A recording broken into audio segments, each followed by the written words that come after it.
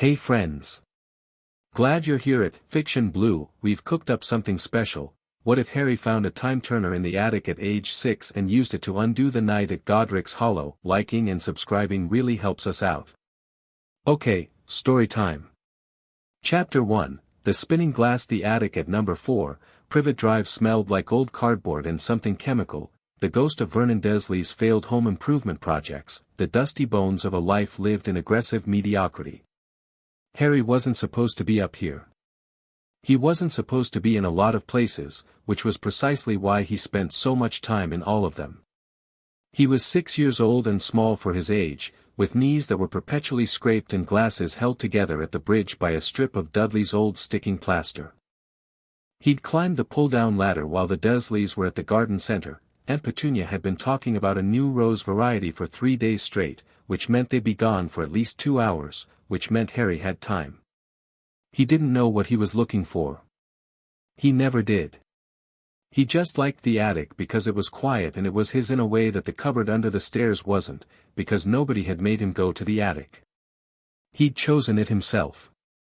The boxes near the hatch were all Dudley's, broken action figures, board games missing pieces, a plastic guitar that had lasted approximately 4 days. Harry moved past them without interest. He went to the far end, where the eaves sloped low and the light from the single round window fell at a golden angle, and where boxes sat that hadn't been touched in years. The dust on them was a different quality entirely. Older. Undisturbed. He pulled one open and found old curtains that smelled of lavender and something else, something sharp and clean that didn't belong in this house at all. He pulled the curtains aside. The box beneath them was small. Black. Sealed with a brass clasp that was shaped, though Harry couldn't have named why this struck him, like a pair of wings folded flat. He opened it. Inside, on a bed of faded velvet, sat a small hourglass on a fine gold chain. It was no bigger than his fist.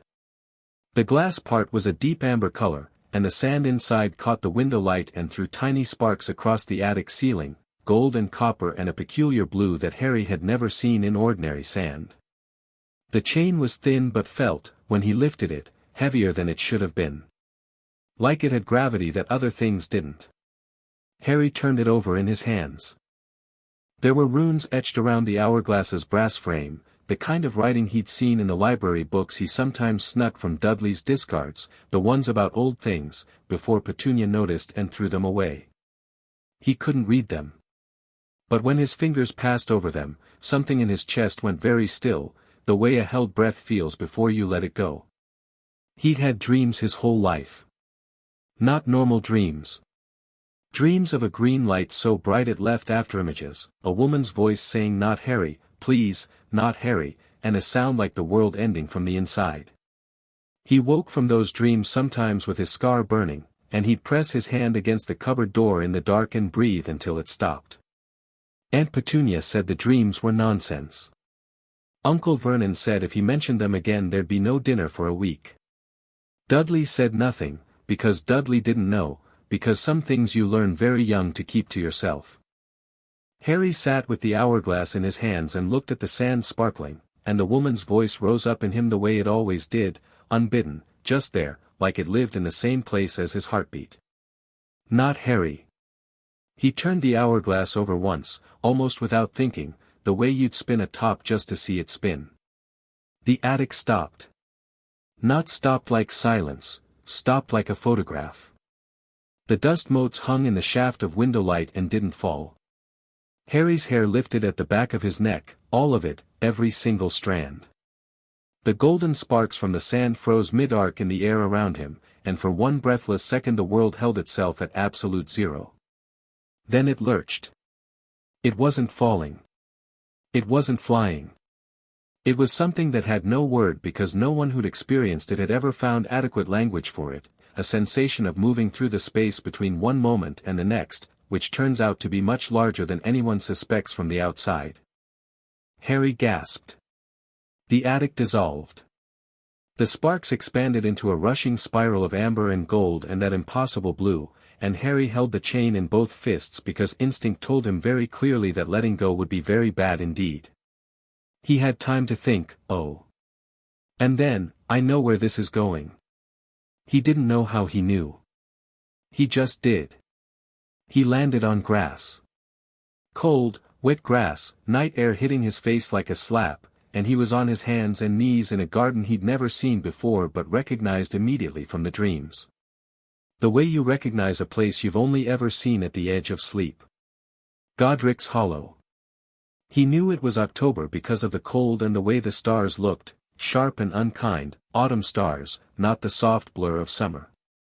A lane ran alongside the garden wall to his left, and beyond the lane there were other cottages, lights in some windows, a smell of smoke from chimneys.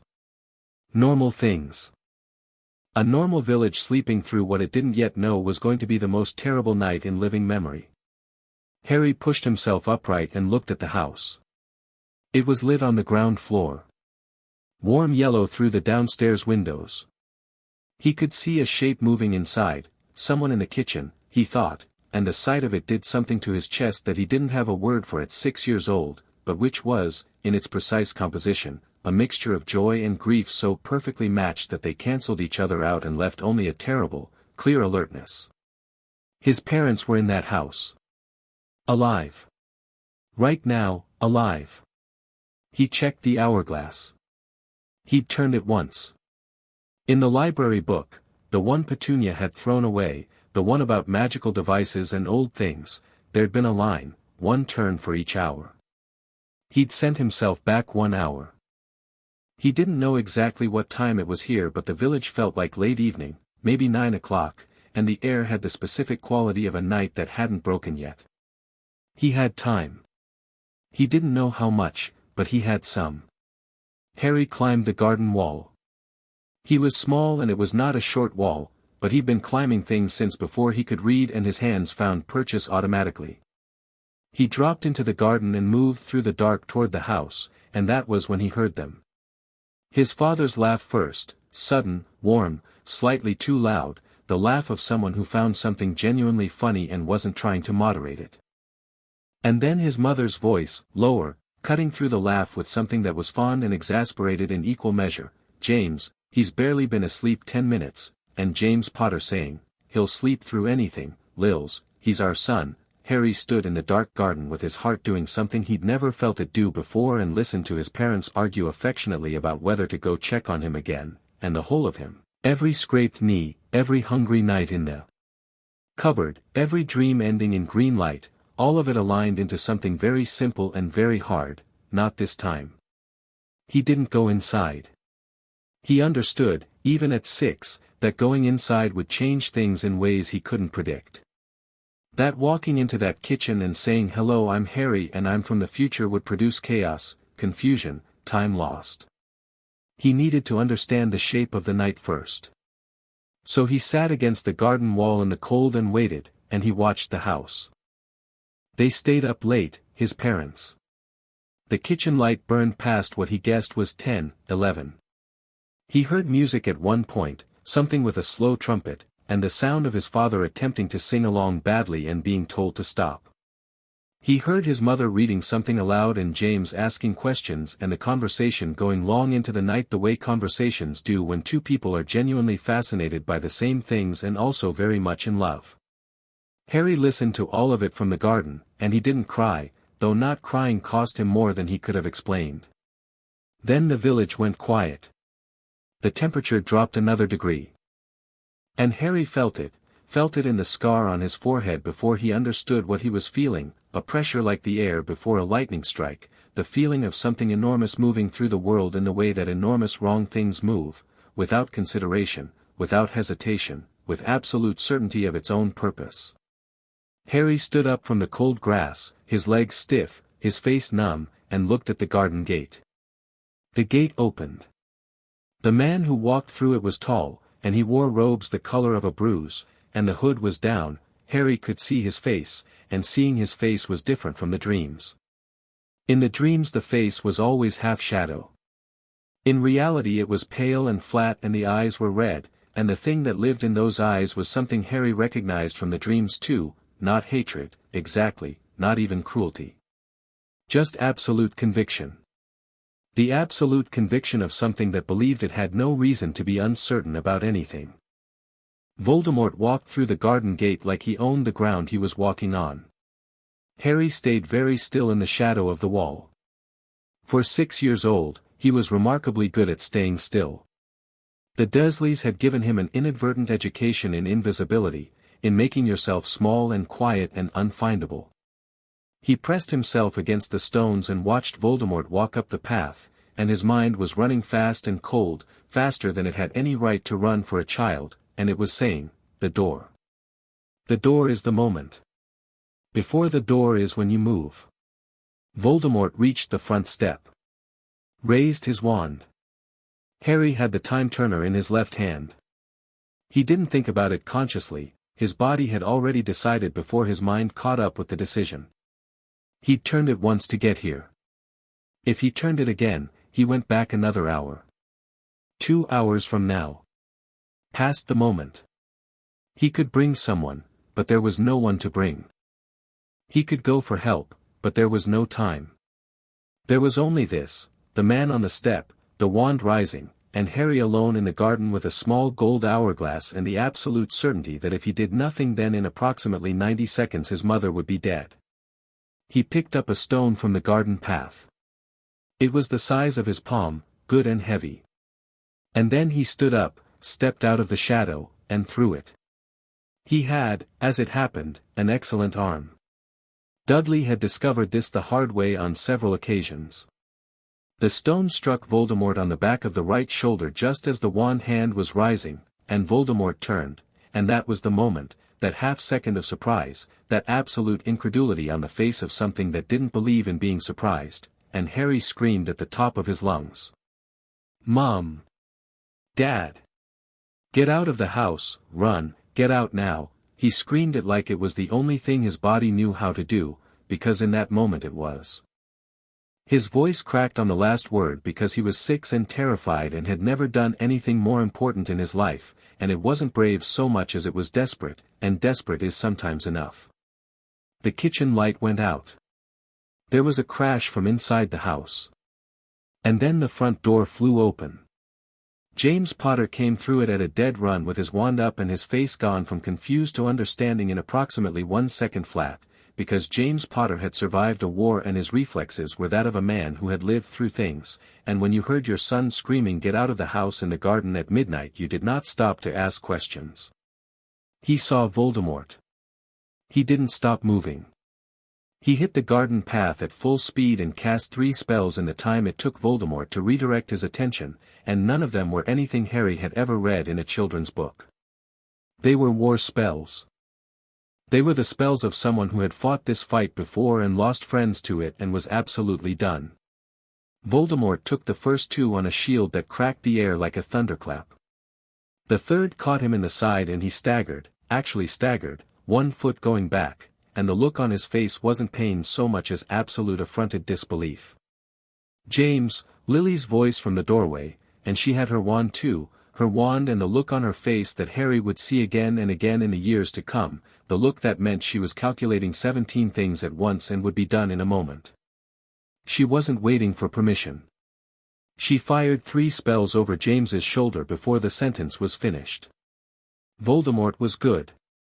Voldemort was, by any honest measure, extraordinary, the most gifted dark wizard in a century, and that wasn't hyperbole, it was simply true. He took everything they threw at him and returned it, and the garden erupted in light and sound, the cottage windows blowing out, the garden wall cracking down the middle, the lane beyond filling with a light show that would, Harry knew, bring Dumbledore within the hour if they didn't deal with this before then. But James and Lily Potter together were something Voldemort hadn't prepared for. His intelligence had told him about the Fidelius charm. His intelligence had told him about the secret keeper. His intelligence had not told him about the child in the garden who was going to ruin everything 20 seconds before it was supposed to be over. Harry stayed pressed against the broken wall and watched his parents fight and felt the most profound mixture of terror and pride he would ever experience in his life, and he turned the time-turner in his fingers and counted seconds. The fight lasted 4 minutes. It felt like 40. Voldemort was winning on raw power, there was no pretending otherwise. He forced James back, cracked Lily's shield hard enough that she dropped to one knee, and for one horrible second Harry saw the green light gather in his one hand and he moved without thinking, crossed the garden at a sprint, grabbed his mother's arm, and pulled. She looked down at him, and even in the middle of a battle, in the middle of everything, the look on Lily Potter's face when she saw her son, 6 years old, glasses and scraped knees, his face white with terror and determination, was something so complex it had no name. "Run," Harry said, and the word came out steady, somehow. Lily Potter stared at him for exactly 1 second. Then she grabbed him under the arm, scooped him up against her side, and ran. James was right behind them, falling back and covering, 3 more spells thrown back over his shoulder, and as they cleared the broken garden gate and hit the lane, Harry heard a sound from behind them that he would spend a long time trying to describe later, a sound like a vast mechanism failing, like something enormous being denied the thing it had calculated on receiving, like a locked door and the key breaking in it simultaneously. And then a crack, like apparition, and the garden behind them was empty. Voldemort was gone. James got to them on the lane, breathing hard, blood from a cut above his eye running freely down his face, and he looked at Harry, really looked, the way parents look at children they are simultaneously relieved beyond words to see and confused beyond words by, and said, "Harry. What, how are you out here, how did you?" "Later," Lily said, and her voice was shaking badly but her hand on Harry's back was completely steady. "We need Dumbledore. We need to move. Later, James." James looked at his son for another moment. Then he looked at the garden, destroyed, the cottage with its blown-out windows, and he did what men who have survived wars do, he shelved the impossible thing and dealt with the immediate one. "Right," he said. "Right." He touched Harry's face once, briefly, with one hand, the gesture of a man checking that something is real, and then they moved. They didn't go back to the cottage that night. Lily fired her Patronus, a silver doe that erupted from her wand like held light and went streaking down the lane toward the sky, and within 15 minutes Albus Dumbledore was standing in the lane in Godric's Hollow looking at the destroyed garden and the 3 Potters and the situation that had gone so comprehensively off his intended script. Harry had, by this point, tucked the time-turner inside his shirt. This was not a calculated decision so much as a child's instinct about keeping things close. He watched Dumbledore over his mother's shoulder. Lily had not put him down, and Dumbledore looked back at him with those blue eyes that everyone always talked about, and Harry found himself doing something that would become a pattern. He looked right back, and he didn't look away first, and he said nothing. Dumbledore's eyebrows rose slightly. "James," he said. "Lily. I think, if you would, we should move somewhere more contained, for this conversation." "He's gone," James said. "You felt that? That sound, whatever that was?" "I did," Dumbledore said, and for 1 second something moved behind the blue eyes that wasn't quite calculation and wasn't quite alarm, it was closer to reckoning, the expression of a man revising something he thought he understood. "He has gone. He is not, I believe he has not been destroyed. What has happened tonight is," he looked at Harry again. Harry kept his face still and said nothing. "A development," Dumbledore finished. "A development," James repeated flatly, and the look on his face said that he was going to have a very long conversation with the most powerful wizard in Britain in the very near future, and it was not going to be a comfortable one. "Where is Peter?" Dumbledore asked. The temperature on the lane dropped another degree entirely, and it had nothing to do with October. James's hand went still on his wand. "What?" he said. "Peter Pettigrew is your secret keeper," Dumbledore said, quiet and precise. "He has been for 3 weeks. I know this because I know almost everything, James, though I admit tonight has given me reason for some revision of that belief." He paused. "He is the reason Voldemort came to Godric's Hollow tonight with such precision and such confidence. I am not wrong." The silence on the lane was absolute. Lily had gone very still. Harry could feel her heartbeat change against his ribs, feel it go from fast and relieved to something slower and much more dangerous. "He's at his flat," James said. "In London." I spoke to him this morning, he is likely not there anymore, Dumbledore said. James looked at Lily. And what passed between them in that look was something that Harry understood completely, not because he was precocious, but because he'd spent 5 years sleeping in a cupboard and developing a precise sensitivity to the communications that happen in silence between people.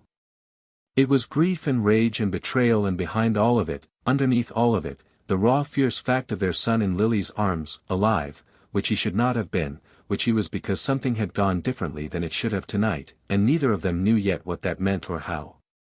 We need to go, James said. Yes, Dumbledore agreed. They apparat to headquarters, the old black family house on Grimmauld Place, dusty and hostile and perfect for a night when the world had just rearranged itself around something unexpected. Lily sat Harry on the kitchen table and looked at him the way doctors look at patients, methodically, with her hands on his face and his shoulders checking for injury, and Harry let her because he understood she needed to. You're not hurt, she said. No, Harry said. How did you get into the garden, Harry? She asked it gently, with the particular gentleness of someone who is not going to accept a deflection. You were upstairs. You were asleep. Harry considered.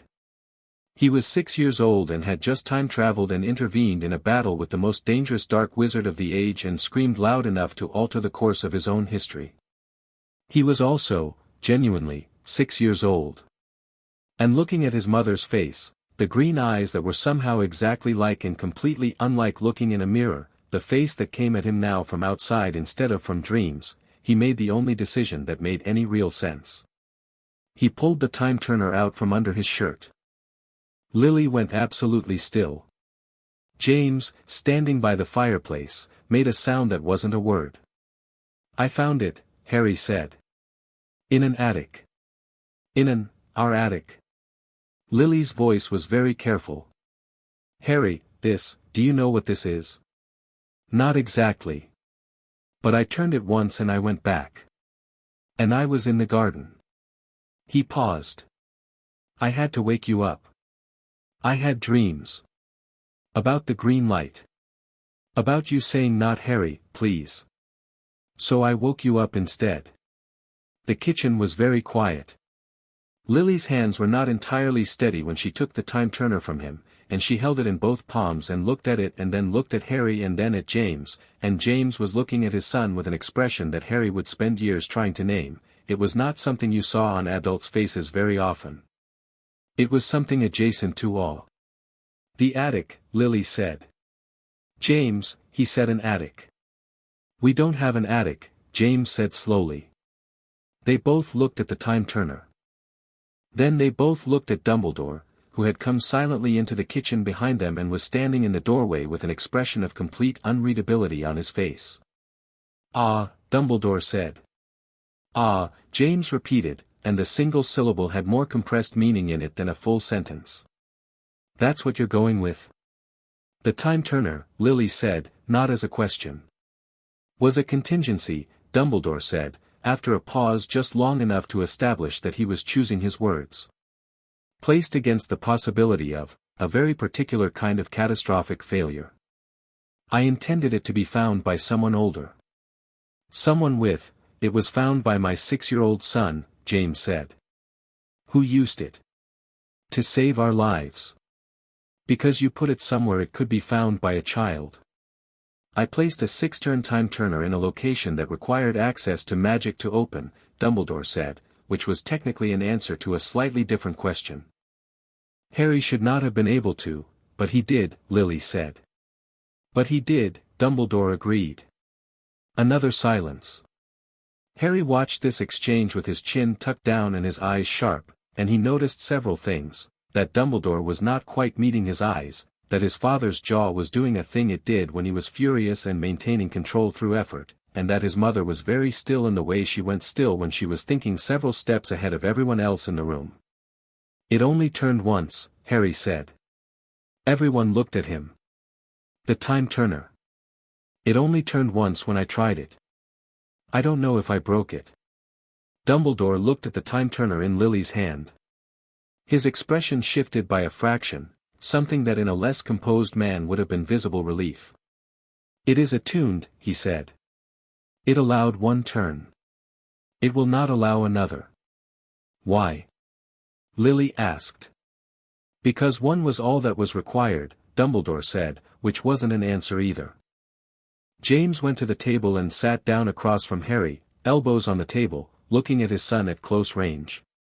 This close, Harry could see the blood drying above his eye and the mark on his neck that would bruise purple by morning, and the fact that James Potter's eyes were the same hazel as the photos Harry had dreamed about, and also that they were currently doing something between laughing and crying and winning a battle with both. Mate, James said. You threw a rock at Voldemort. It worked, Harry said. James pressed his mouth together. His shoulders moved. James, Lily said. I know, but his shoulders were still moving. He threw a rock. At Voldemort. Our son is 6 years old and he threw a rock at the Dark Lord and then screamed at us. I needed you to come outside, Harry said seriously. The door was the moment. I had to stop him before he got to the door. James stopped laughing. He looked at Harry with something that had moved now fully into the awe category. The door was the moment, he repeated.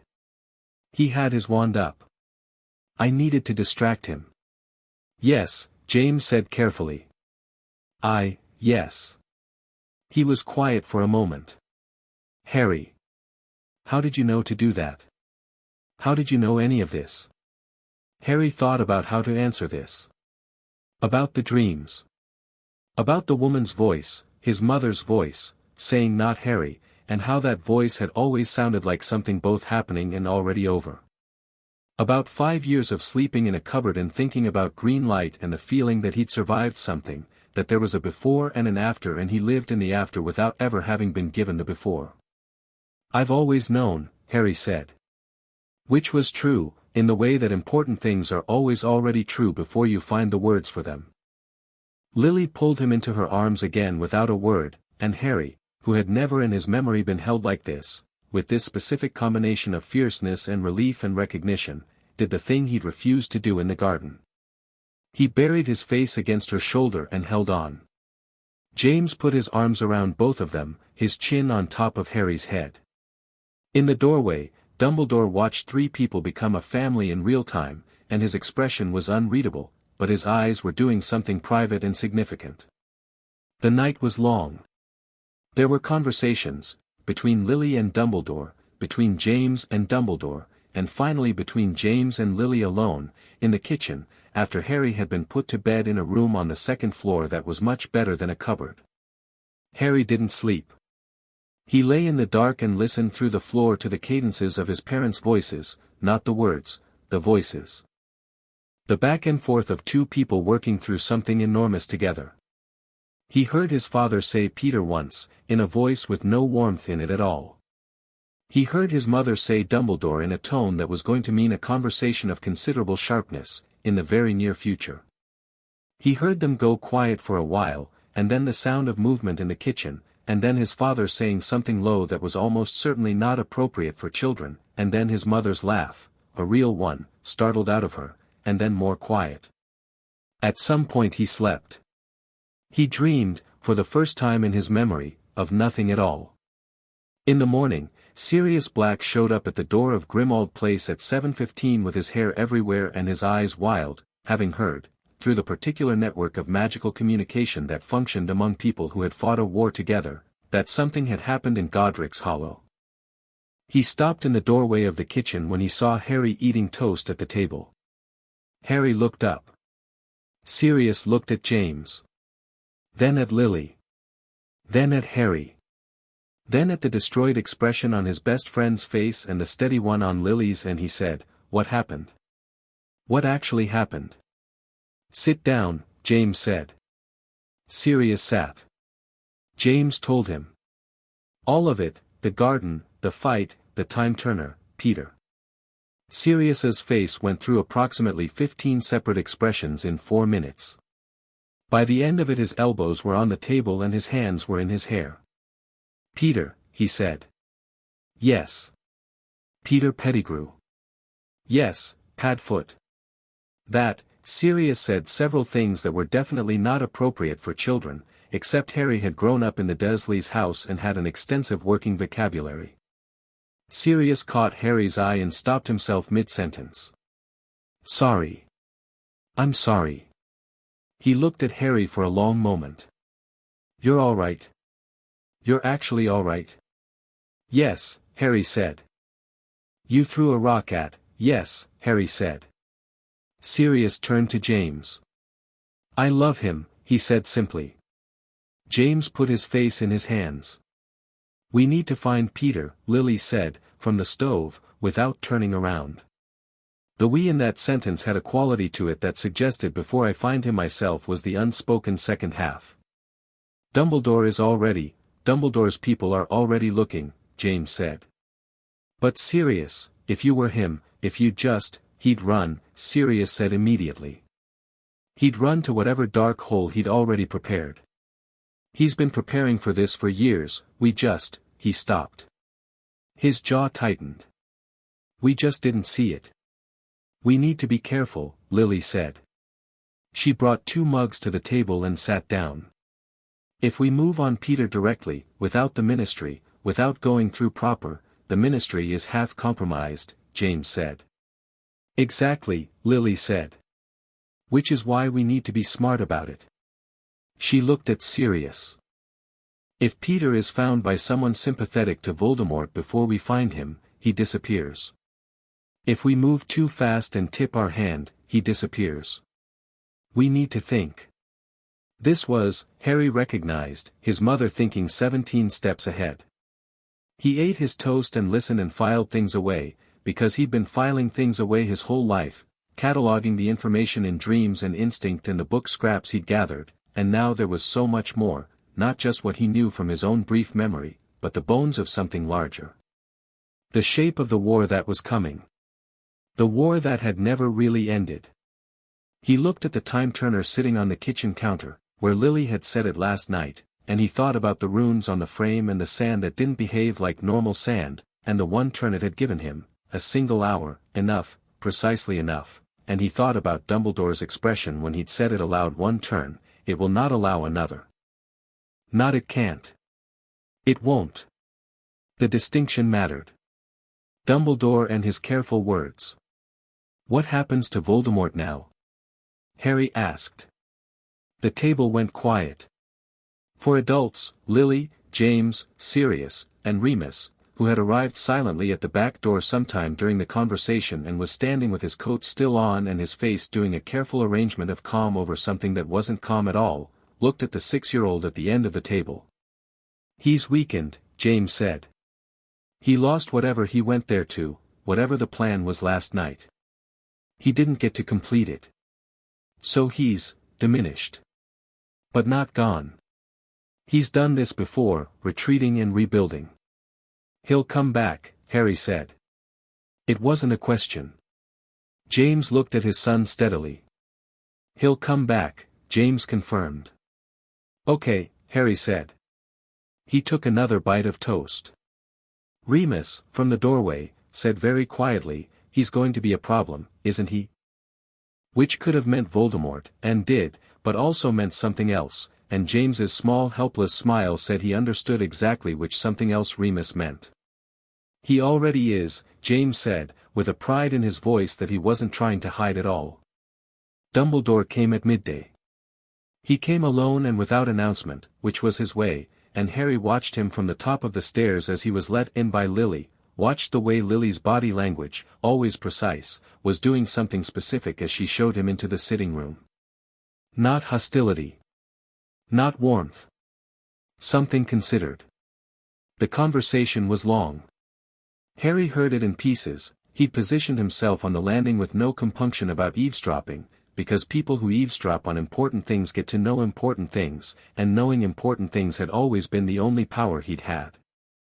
He heard Dumbledore say Horcrux and the word landed on him like something he'd been waiting to hear without knowing he was waiting.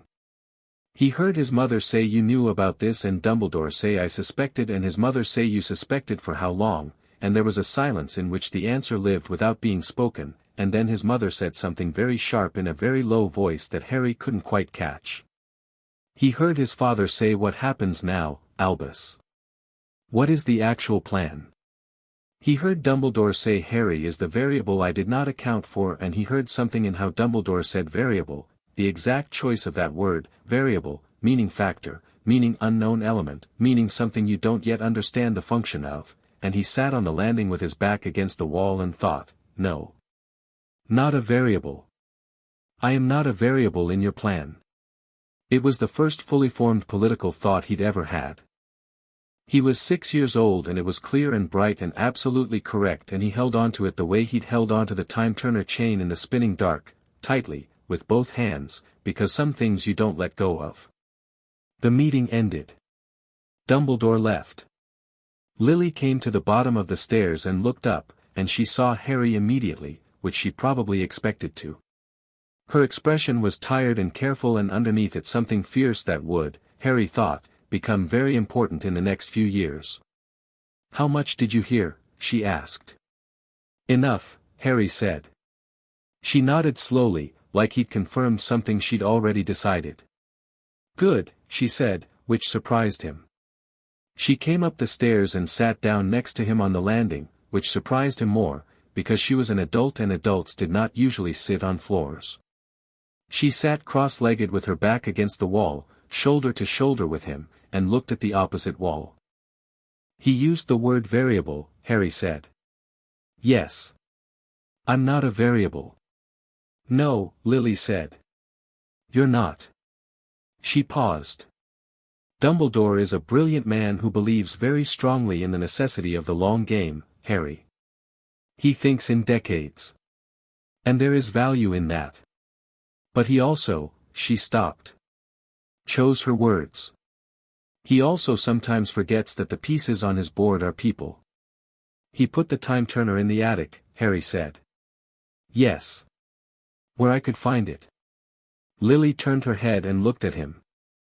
"I don't know," she said carefully, "whether he intended you to find it. I genuinely don't.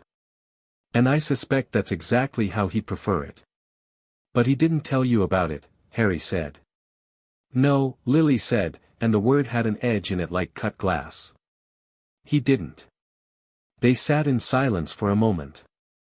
"Voldemort has pieces of himself hidden," Harry said. He wasn't sure exactly why he said it, the word Horcrux from the landing, living in him now, connected to something. Like insurance. "So he can't be properly killed." Lily went very still. "Harry," she said. "Where did you hear that?"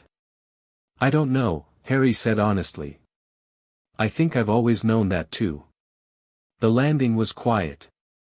Below them, in the sitting room, he could hear James and Sirius and Remus talking, their voices overlapping in the way of people who have known each other a very long time. "We're going to deal with it," Harry said. "Not now. But we will." Lily looked at her son.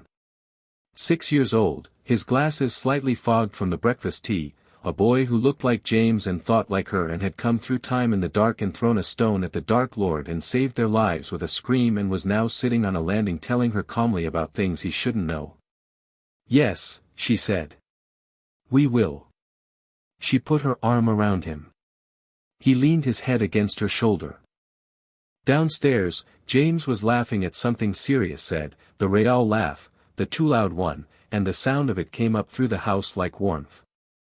"I had dreams about the green light," Harry said, quietly, to the opposite wall.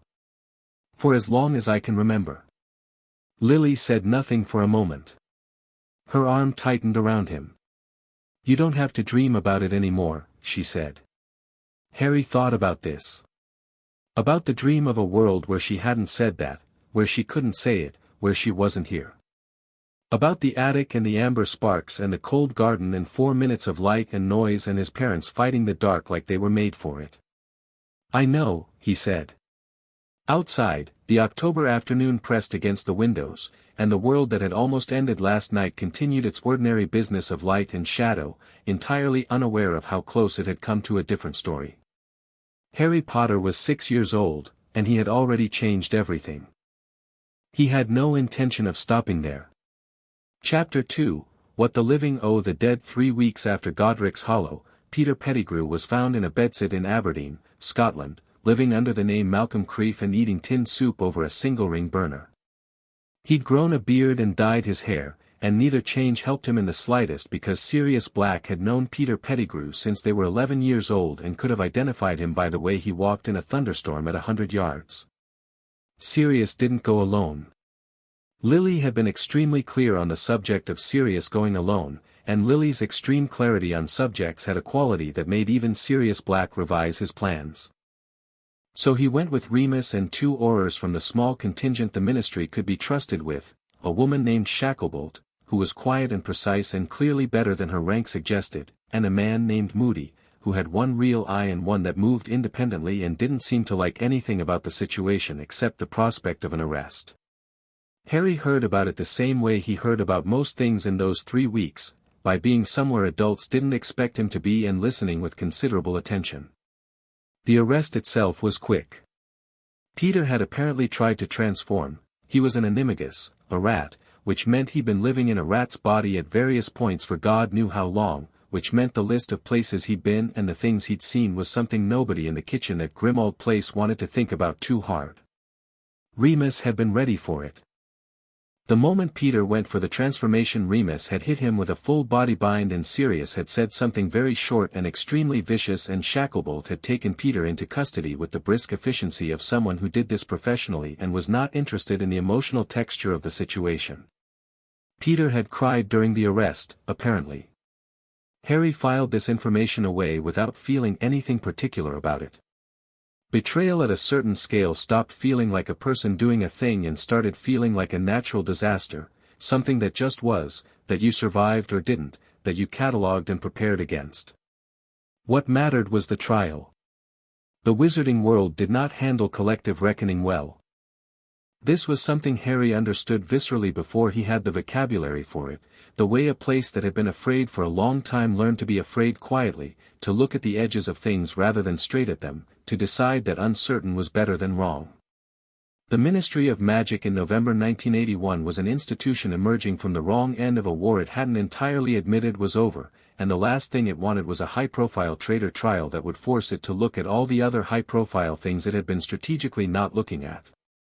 Cornelius Fudge, who was a junior minister in the Department of Magical Accidents and Catastrophes and had no particular business being involved in criminal proceedings, somehow became very involved in the preliminary discussions around Peter's case, which told Harry everything about the ministry's general orientation toward the situation. Fudge was not a stupid man. He was something almost worse, an intelligent man who had decided that ambition was better served by caution than by courage, and who therefore always found the safest interpretation of every event and advanced it with tremendous confident energy. The safest interpretation of Peter Pettigrew was that he was a confused, frightened man who had made terrible decisions under extreme duress and whose full cooperation with the ministry in naming other Death Eaters would be of significant value to ongoing investigations. James Potter's interpretation of Peter Pettigrew was not printable. "They want to make a deal with him," James said. He was standing in the kitchen at Grimmauld Place, which had become the de facto center of operations, not sitting. James sat when things were manageable and stood when they weren't. Reduced sentence, protected testimony, the full package. In exchange for names, Remus said. "Names they probably already have," Sirius said, from the corner, in a voice with nothing in it. "Names they've been sitting on for 3 years because those names belong to people with money and political connections and the ministry would rather lose Peter than lose the cooperation of Abraxas Malfoy's social circle."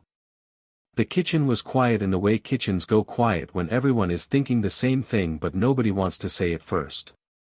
Harry was sitting at the end of the table with a book about magical theory open in front of him, which he was technically reading and practically ignoring. He discovered that if he had a book in front of him adults treated him as part of the furniture, which suited him well. "Let them make the deal," Lily said. James turned. "If they reduce Peter's sentence, he names names," Lily said. She was at the counter with both hands flat on it, looking at her husband steadily. "Maybe those names don't matter to us right now. But they will. And a Peter Pettigrew in Azkaban for 20 years is not useful to anyone. A Peter Pettigrew in a supervised safe house, singing to the Wisengamot in exchange for reduced charges, pulls at a thread that is attached to the entire network. He sold us to Voldemort, James said. I know what he did. Lily, I know exactly what he did, James. Her voice didn't rise. It didn't need to. And I am telling you that turning Peter into a martyr of the justice system, letting the Ministry protect him, letting Fudge bury this, is the wrong play. We use the situation we have, not the one we want. Sirius was looking at Lily with the expression he wore when she did something that reminded him why he'd always, even at 17, been slightly afraid of her. Remus was looking at the table and nodding very slowly. James was quiet for a long moment. Then he sat down. The deal has conditions, Lily continued. James goes to Crouch. Directly. Not through Fudge, not through the proper channels, directly to Bartemius Crouch, who is the only person in that building still operating on something resembling principle. And the condition is full testimony. Not selected names. Everything. Every meeting, every instruction, every contact. Peter tells them about the network or Peter gets nothing. Crouch will go for that? Remus asked. Crouch wants to win, Lily said. That's his entire personality. If we give him a route to a clean sweep of the upper tier, he takes it. She paused. And when the names start coming out, and they will, the Ministry will have to do something about them. Because it'll all be on record. Because we made sure it was on record. The kitchen absorbed this. You've been thinking about this for 3 weeks, James said. I've been thinking about this since Halloween, Lily said. Harry turned a page of his book. The names will include people in the Wisengamot, Sirius said. It'll include people with seats on the Board of Governors. It'll include, Lily, it'll include people that half the Ministry owes favors to. Yes, Lily said. It will. Another silence. That's the point, Harry said, without looking up from his book. Everyone looked at him. He kept his eyes on the page because he found, with adults, that they took things better when you weren't staring at them while saying them. If the names are people the Ministry wants to protect, the Ministry has to choose between the public record and protecting them. They can't do both. So either they act on the testimony and lose the political favors, or they ignore the testimony and we go public with all of it. Either way the network gets pulled. He turned another page. He's 6, Sirius said. I know, James said. He's terrifying. I know, Sirius. Harry looked up. It's not complicated, he said. It's just pressure. He looked back at his book. Voldemort used it. So did the Ministry. We can use it too. Remus made a sound that was trying very hard not to be a laugh and mostly failing. Lily looked at her son for a long moment. Then she looked at James, and the look between them was the one Harry had been cataloging for 3 weeks, the one that said what do we do with this in a way that wasn't distressed anymore, was something closer to wary pride. Right, James said. I'll go to Crouch. He went. The meeting took 4 hours. Crouch was not a warm man, he was constructed almost entirely from sharp angles and principle and a deep professional outrage at what the Death Eaters had done to his Ministry's reputation, but he was, as Lily had said, a man who wanted to win, and the offer James laid out gave him a path to a victory substantial enough that he agreed before the end of the first hour. Peter's deal was structured by the end of the week. His testimony began 4 days after that, in a closed Wisengamot session that was technically sealed but which the prophet had clearly been briefed on, because the front page that Tuesday read, Pettigrew names names, ministerial shock at scope of Death Eater network. The names included 3 sitting Wisengamot members, 2 senior Ministry officials, a Hogwarts governor, and the current head of the Department of Magical Law Enforcement's Administrative Division. It also included Lucius Malfoy, which Sirius considered a personal gift from the universe. The Ministry spent approximately 2 weeks in controlled panic and then spent 6 weeks in uncontrolled panic, and during that time arrests were made and positions were vacated, and one very brief, very public scandal erupted when a former Wisengamot member tried to flee the country via Port Key and was detained at the border by Aurors who had clearly been waiting for exactly that.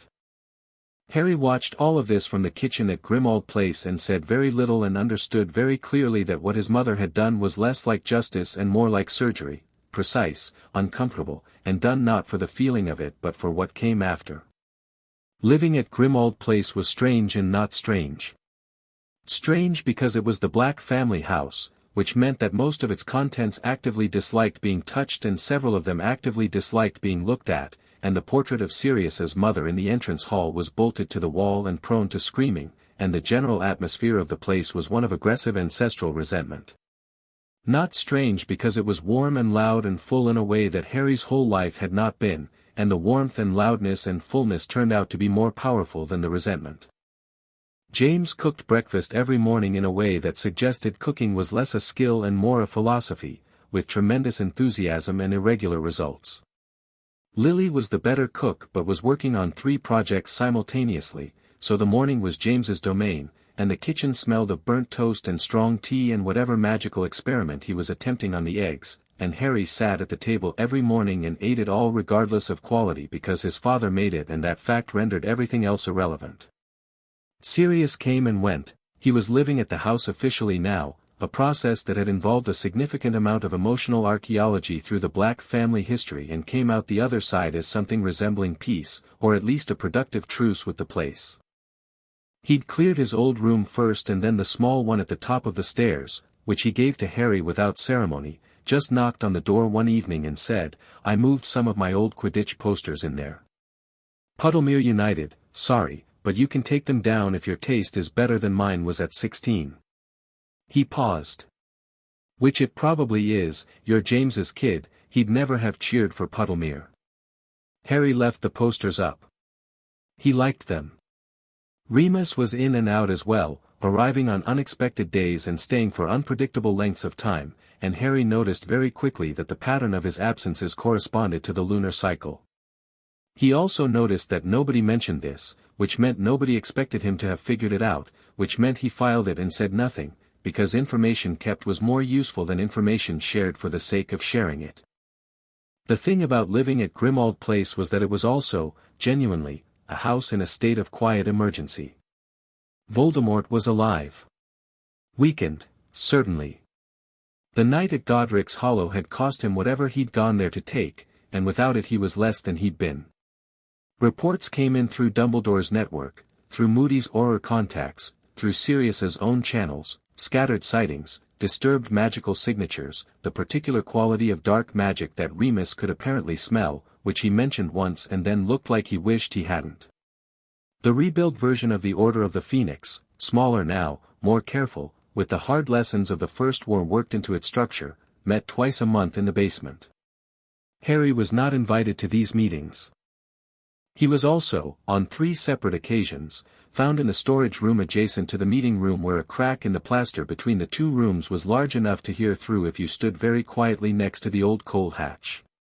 After the 3rd time, James came out of a meeting, found Harry in the storage room, looked at him for a long moment, and said, "Move your chair closer to the crack, you can't possibly be hearing clearly from there." He went back inside. Harry moved the chair. The Order meetings were where he learned most of what he needed to know. Not the tactical details, those changed, but the shape of the thing. Voldemort rebuilding, slowly, carefully, differently than before. Less reliance on open shows of force. More patience. The man who'd walked through the garden gate in Godric's Hollow had been supremely confident. The thing that was reforming now in the dark had learned something from having that confidence interrupted. He was hunting the anomaly. That word came up twice in Order meetings, once from Moody, once from Dumbledore, the anomaly, meaning the variable that had disrupted the Godric's Hollow timeline. Voldemort knew something had gone wrong. He didn't know what. But he was looking, and looking in the way that very intelligent dangerous things look when they have a thread and are following it methodically back to its source. He knows someone interfered, Moody said at the December meeting. He doesn't know who or how. But he's pulling on the thread. Moody's magical eye rotated toward the storage room wall. The fact that the Potter boy is alive when he should not be, that is the thread. Harry, in the storage room, kept very still. So Harry is a target, James said. Harry was always a target, Dumbledore said. The nature of the targeting has changed. Voldemort no longer believes he can act quickly and cleanly. He will act through agents. Through the network, what remains of it after Pettigrew's testimony. He will act carefully. Good, James said. Carefully is slower. Carefully is also harder to see coming, Remus said. The meeting went on.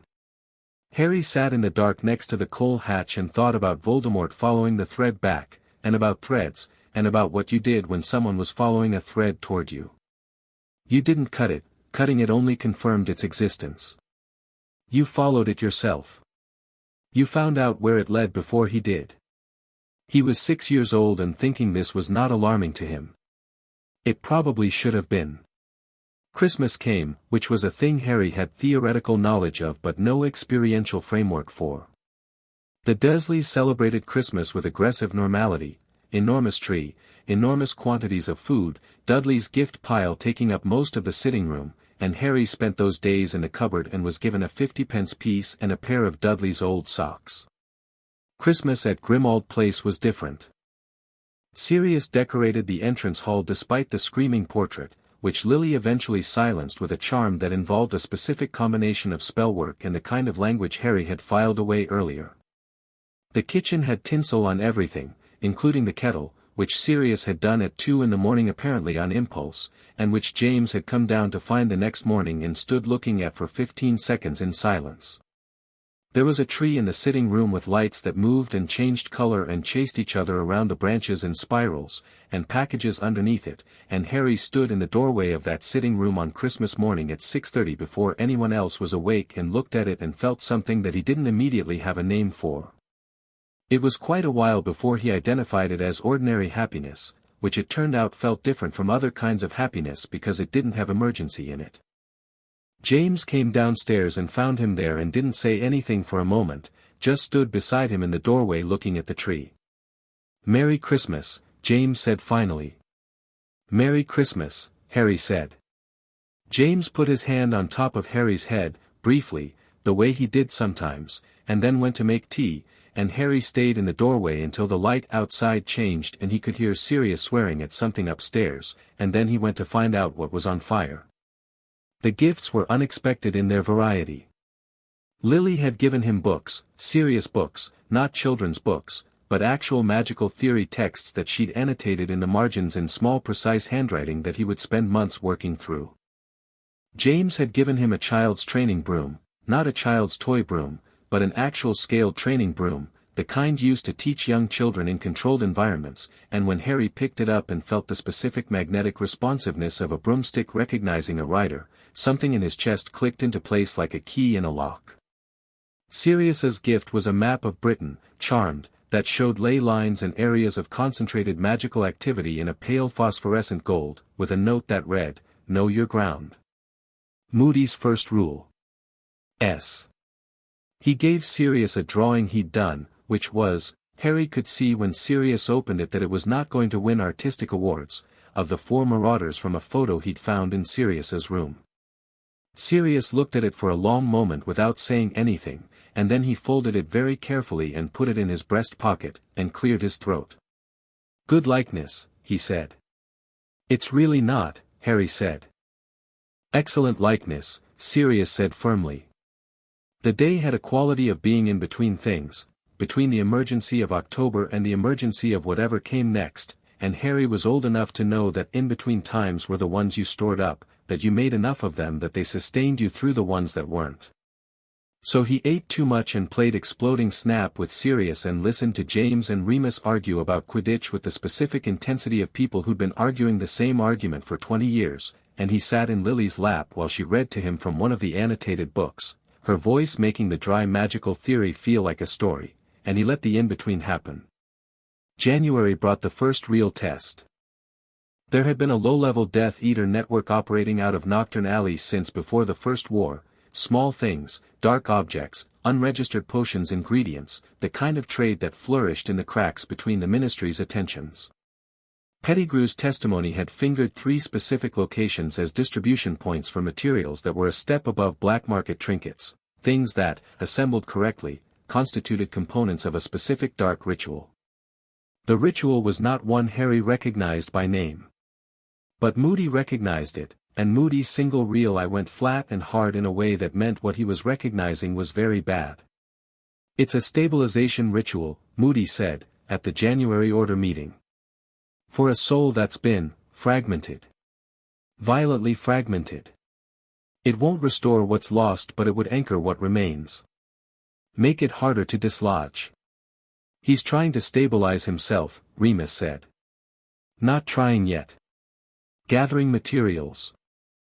He's months away from having what he needs, maybe more. But he's moving." Moody's rotating eye swept the room. "Which means we move first. The Nocturne Alley sites need to go dark.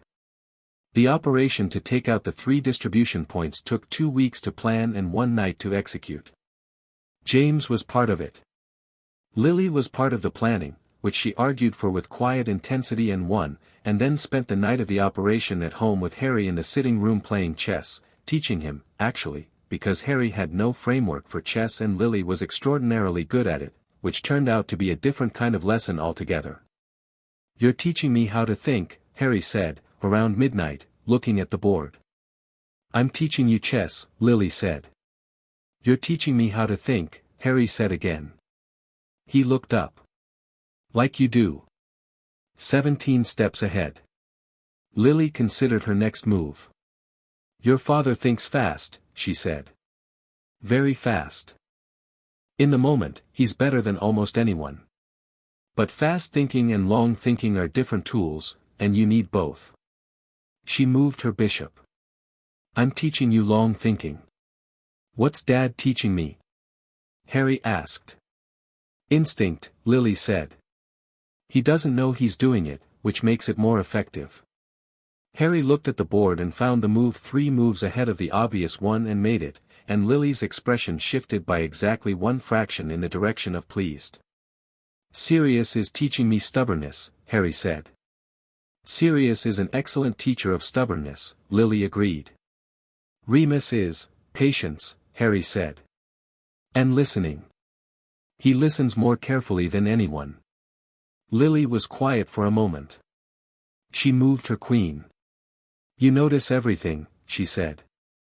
"I've always had to," Harry said. He said it without weight, the way you say a fact about weather, and then looked at the board, but he could feel his mother not moving across the table and so he looked up. Lily's face was doing something complicated. Not sad, exactly, not the simple version of sad. It was something more specific, a grief directed at a past that didn't exist anymore, at the 5 years she hadn't been there for, the 5 years that had made him like this, careful and cataloging and practical about his own survival in a way no 6-year-old should be. "I'm sorry," she said. "You didn't know," Harry said. "You were dead." He said it the way you'd say you were busy or you were out, matter of fact, because it was a fact, and because Harry had learned that things that had happened were only useful if you looked at them directly.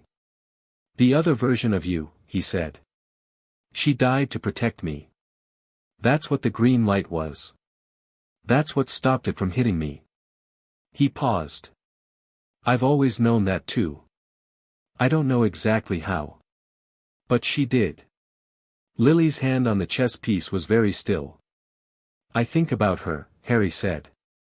"The other you." "I think about her a lot." "What do you think about her?" Lily asked, and her voice was steady, the effort of which was considerable. "I think she would have been proud of this version of you," Harry said. "Of what you're doing. With Peter's testimony and the Nocturne Alley operation and," he gestured vaguely, meaning everything, meaning the whole of what she had built in 3 months from the rubble of the original night. "She'd have known you'd do all of it." Lily looked at her son across the chessboard and didn't trust herself to say anything for a moment. Then she moved her rook. "Your king is exposed," she said. "I know," Harry said. I wanted you to think it was. He moved his knight, and Lily looked at the board, and the small sound she made was genuine surprise, not much, barely a breath's worth, but Harry catalogued it anyway, because it was one of the best sounds he'd heard in his life. James came back from the Nocturne Alley operation at 4 in the morning, and Harry heard him come in and come upstairs and stop outside the door of Harry's room, and then there was a light tap on the door. "Come in," Harry said. James opened the door. He had his robe still on, slightly singed at the left sleeve, and his hair was worse than usual, and there was a grin on his face that was exhausted and exhilarated and completely characteristic. "We got all three," he said. "Good," Harry said. "Go back to sleep." "I wasn't asleep." "I know." James leaned against the door frame. "How badly did your mum beat you at chess?" "She didn't," Harry said. James blinked. "What?" "She won in the end," Harry said, "but it took her 40 minutes longer than she expected." James looked at his son. Then he turned his head and called down the hall, slightly too loud for 4 in the morning, "Lily. Our son nearly beat you at chess." From down the hall, muffled, "James, it's 4 in the morning, he's 6. He nearly beat you at chess. He's your son, go to sleep, that's a compliment and you know it." Harry pulled his blanket over his head, and from under it, in the dark, he was smiling. He was smiling so hard it almost hurt, in the specific way that ordinary happiness hurt when you hadn't been expecting it. He heard his father stop in the doorway again. "Harry," James said, quietly. Harry pulled the blanket back. "I was scared tonight," James said.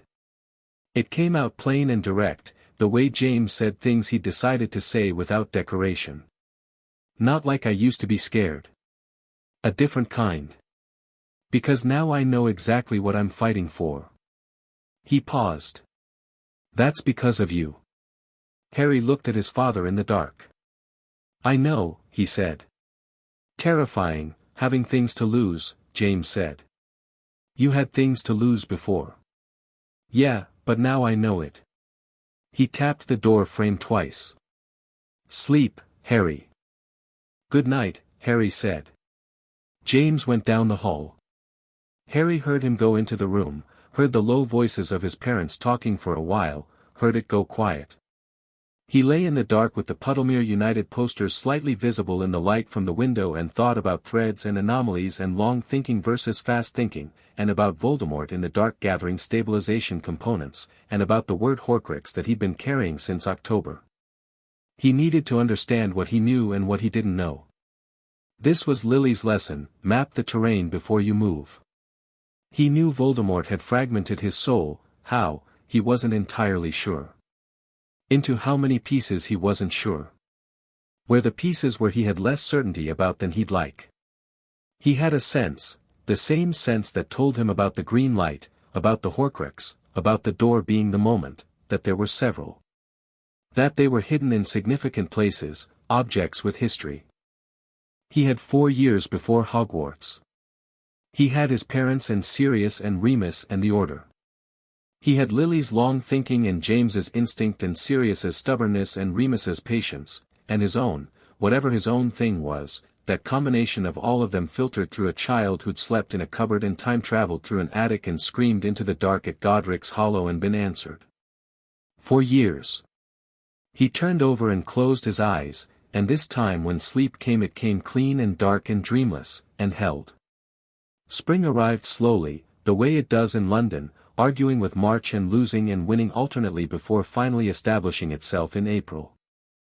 The house began to feel less like a base of operations and more like a home, which was its own kind of strange, the way you could be ambushed by normalcy, by finding yourself attached to a kitchen kettle with tinsel on it, to the sound of your father's too loud laugh through a ceiling, to the particular light in a room at 7 in the morning when no one else was up yet. The magical instructions started organically, without announcement. Lily had always intended it, Harry could see, in retrospect, that the annotated books at Christmas had been a first step, but the formalization happened when she found Harry in the sitting room one Tuesday morning attempting to replicate, through sheer force of will, a levitation charm he'd read about in a theory text, and producing instead a fairly impressive small electrical storm around his hands. She sat down with him immediately, not alarmed, not trying to stop it, just sat down and looked at what he was doing with the specific attention of someone assessing a situation. "The theory is right," she said, "but you're pushing instead of directing." "What's the difference?" Harry asked. "Pushing assumes you know better than the magic. Directing assumes you understand what the magic wants to do." She reached over and adjusted the angle of his hand, slightly. "Feel the difference?" He felt the difference. The electrical effect settled, shaped itself, and the book on the table in front of him lifted 6 inches cleanly and held. Harry looked at it. Then at his mother. "Again," she said. This became the pattern of the spring, mornings of theory and practical, Lily teaching with a precision that was demanding in the best way, the way that made you understand you were capable of more than you were doing. She did not modify her expectations for his age.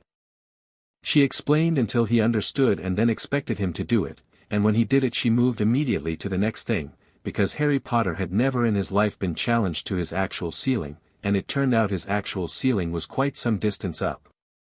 James added the physical side, not combat yet, but the foundations of it.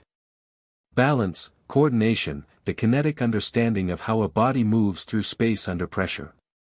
They flew together for the first time in late March, James on his old Nimbus and Harry on the training broom Sirius had given him, and the moment Harry was in the air, the moment the ground dropped away and the cold spring air hit him and the broom responded to his weight with that intelligent sensitivity, he understood why James flew every chance he got. It was the only place where thinking at 17 speeds was actually appropriate. James, watching his son take his first real turn at 15 feet up, said absolutely nothing for a moment, just watched with his hands loose at his sides and his face perfectly still. Then, "Higher," he said. Harry went higher. "Don't hold the broom so tight," James said. "You're strangling it." "Let it." Harry loosened his grip. The broom smoothed out immediately under him, and he banked left on instinct and came around in a clean arc and came back to James's eye line at 20 feet. "James," Lily said, from the garden below. "He's fine," James said. "He's 6. "He's fine," James said, with the total serenity of a man who was absolutely right. Harry came down in a controlled descent that was technically imprecise and practically very good, landed 2 feet in front of James, and hopped off. James looked at him with the grin that Harry had decided was his favorite thing, the one that was just joy, uncomplicated, no qualifications. "Right," James said. "We're getting you a proper broom." "James," Lily started. "Something age-appropriate," James said quickly. "Nothing too fast." "The clean sweep 7's not too fast," Harry suggested. James pointed at him. "See, you're not having the clean sweep 7, Lily said.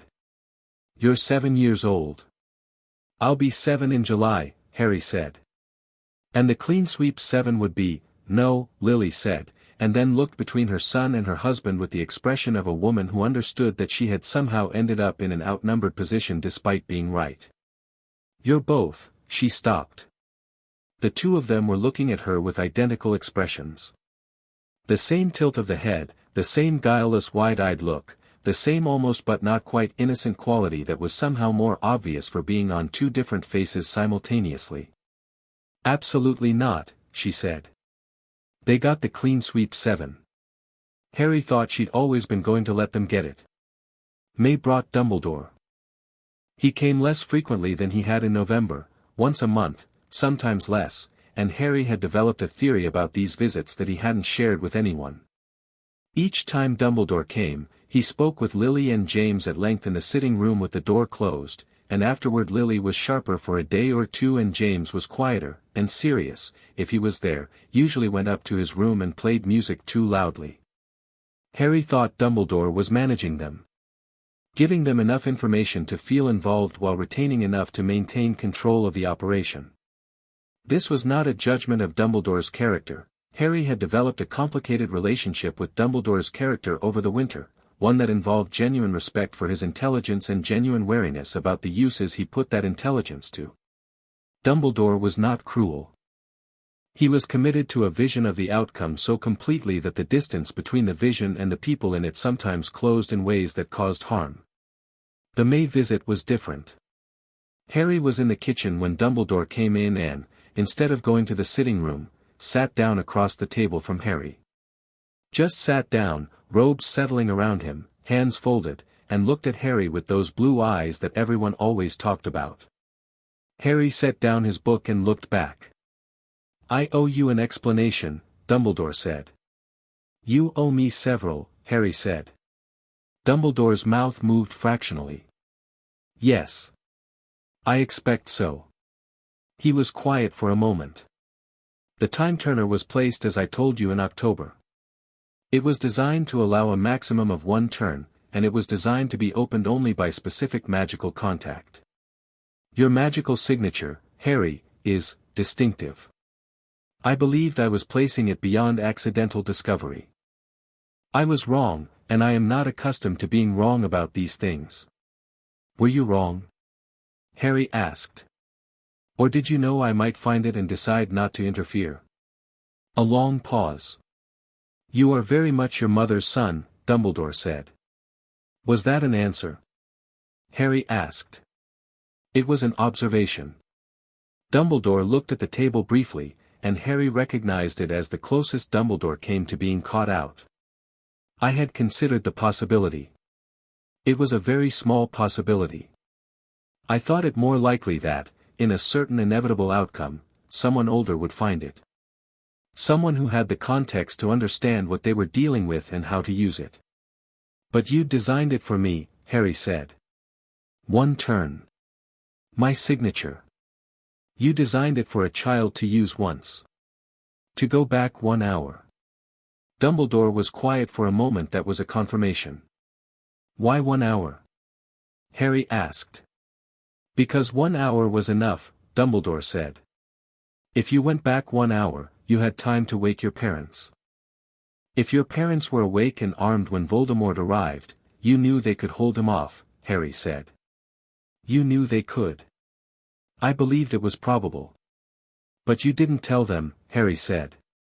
"You didn't say, here is a contingency, here is what to do if the Fidelius fails, here is how to use it. You put it somewhere a child could find it and you waited." The kitchen was very still. "Because if I had told them," Dumbledore said, very quietly, "they would not have needed to find it. And Voldemort would not have gone to Godric's Hollow believing they were unprotected. And whatever he went there to do that night, whatever he needed from that encounter, he might have found another way to do it." "You needed him to come," Harry said. "I needed him to overcommit," Dumbledore said. And he did. He went to Godric's Hollow on October 31, 1981, in absolute certainty that he would kill your family and complete whatever it was he meant to complete, and he was interrupted at a critical moment, and he was driven off without finishing what he'd started. Whatever he was, whatever he became that night, it is less than it should have been because he did not finish. He paused. That was the desired outcome. Harry thought about this.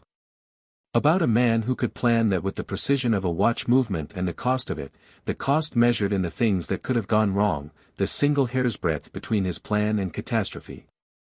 "The Horcruxes," Harry said. Dumbledore stilled. "He was trying to make one that night," Harry said. "Or complete something related to them. That's what you needed to stop." He looked at Dumbledore steadily. "How many are there?" The blue eyes were doing something complicated. "You are 7 years old," Dumbledore said. "You put a time turner in my attic," Harry said. "How many are there?" Silence. "Then, I believe 6. Possibly 7, depending on what he managed to complete before October." "Where?" "Harry, where?" Harry said again. Not aggressive. Not loud. Just, expecting an answer, the way you expect something that's owed to you. Dumbledore looked at the boy across the table from him, 7 years old, small for his age, glasses on a repaired frame, with eyes that didn't look away and a quality of attention that was not what attended in children, and Harry thought he saw something shift in those careful blue eyes. Not surrender. Not quite. Something closer to recalibration. When you are older, Dumbledore said, I will tell you everything I know. I'll find out before then, Harry said. I know, Dumbledore said, and the two words were a whole conversation. He stood, adjusted his robes, and went to find James and Lily. Harry picked up his book. But he wasn't reading. He was counting. 6. Possibly 7. One of them was probably already gone, whatever Voldemort had been trying to make on October 31st, interrupted before completion. That left 5, maybe 6. Objects with significance. Hidden in places that mattered. He was 7 years old. He had 4 years before Hogwarts. He put the book down and went to find his mother, because he had questions about dark magic theory and she had answers and he was done waiting for anyone else to decide when he was old enough to have them.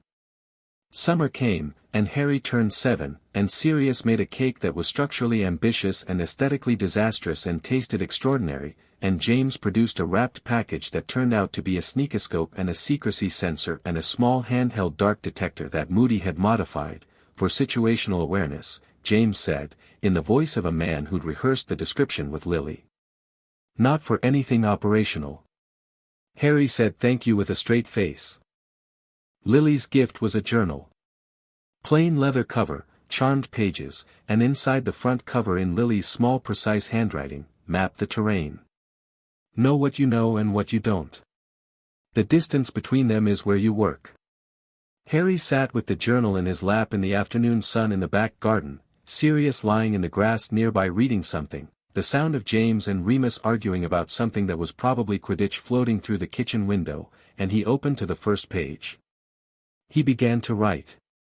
Not a diary, not feelings, not events in sequence. A map, like Lily said. What he knew. What he suspected. What he needed to find out.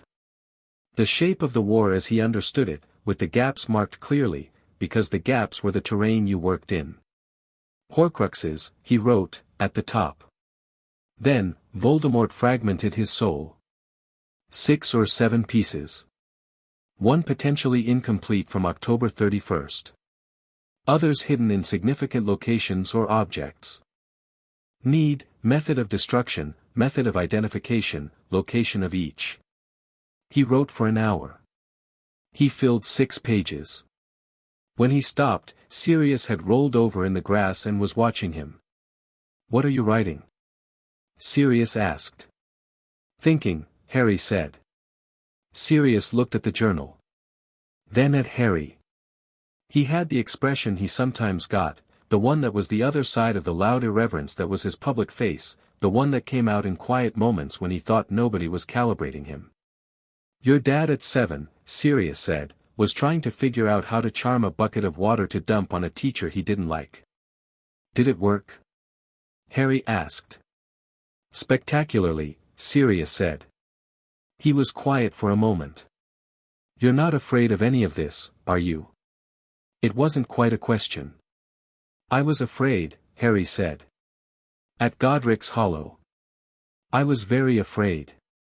But not of, Sirius gestured vaguely, meaning him, meaning Voldemort, meaning the war. Being afraid of him doesn't help anything, Harry said. Understanding him does. Sirius was quiet for a long moment. Your mum says that, he said. I know, Harry said. She's right. He closed the journal and lay back in the grass next to Sirius, and stared up at the summer sky, and thought, 4 years. He had 4 years, and parents who were alive and fighting, and Sirius and Remus and Moody and the Order, and a journal with 6 pages of map already in it, and a scar on his forehead and a boy's body that was getting stronger every day, and an absolute clarity about what was coming and the absolute certainty that when it came, he would be ready.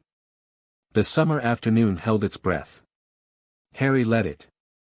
Chapter 3, The boy who knew too much. Hogwarts on the 1st of September looked exactly like Harry had always known it would, which was the strangest thing about it. The castle rose out of the locked-dark evening like something that had grown there rather than been built, all towers and battlements and lit windows, amber against the purple sky, massive and ridiculous and completely serious about itself. Harry stood in a fleet of boats with Hermione Granger on his left and a red-haired boy named Ron Weasley on his right, and looked at it. "Wicked," Ron said. "It's larger than I expected," Hermione said. "Though the books do say the internal dimensions exceed the external by a factor of, it's perfect," Harry said. They both looked at him. He hadn't meant to say it out loud.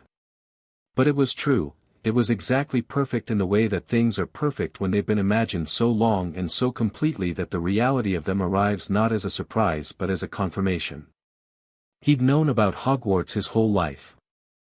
Lily had told him stories, James had told him more, Sirius had contributed extensively and with considerable embellishment, and Remus had corrected all of them with quiet precision and then added the versions that were the most interesting.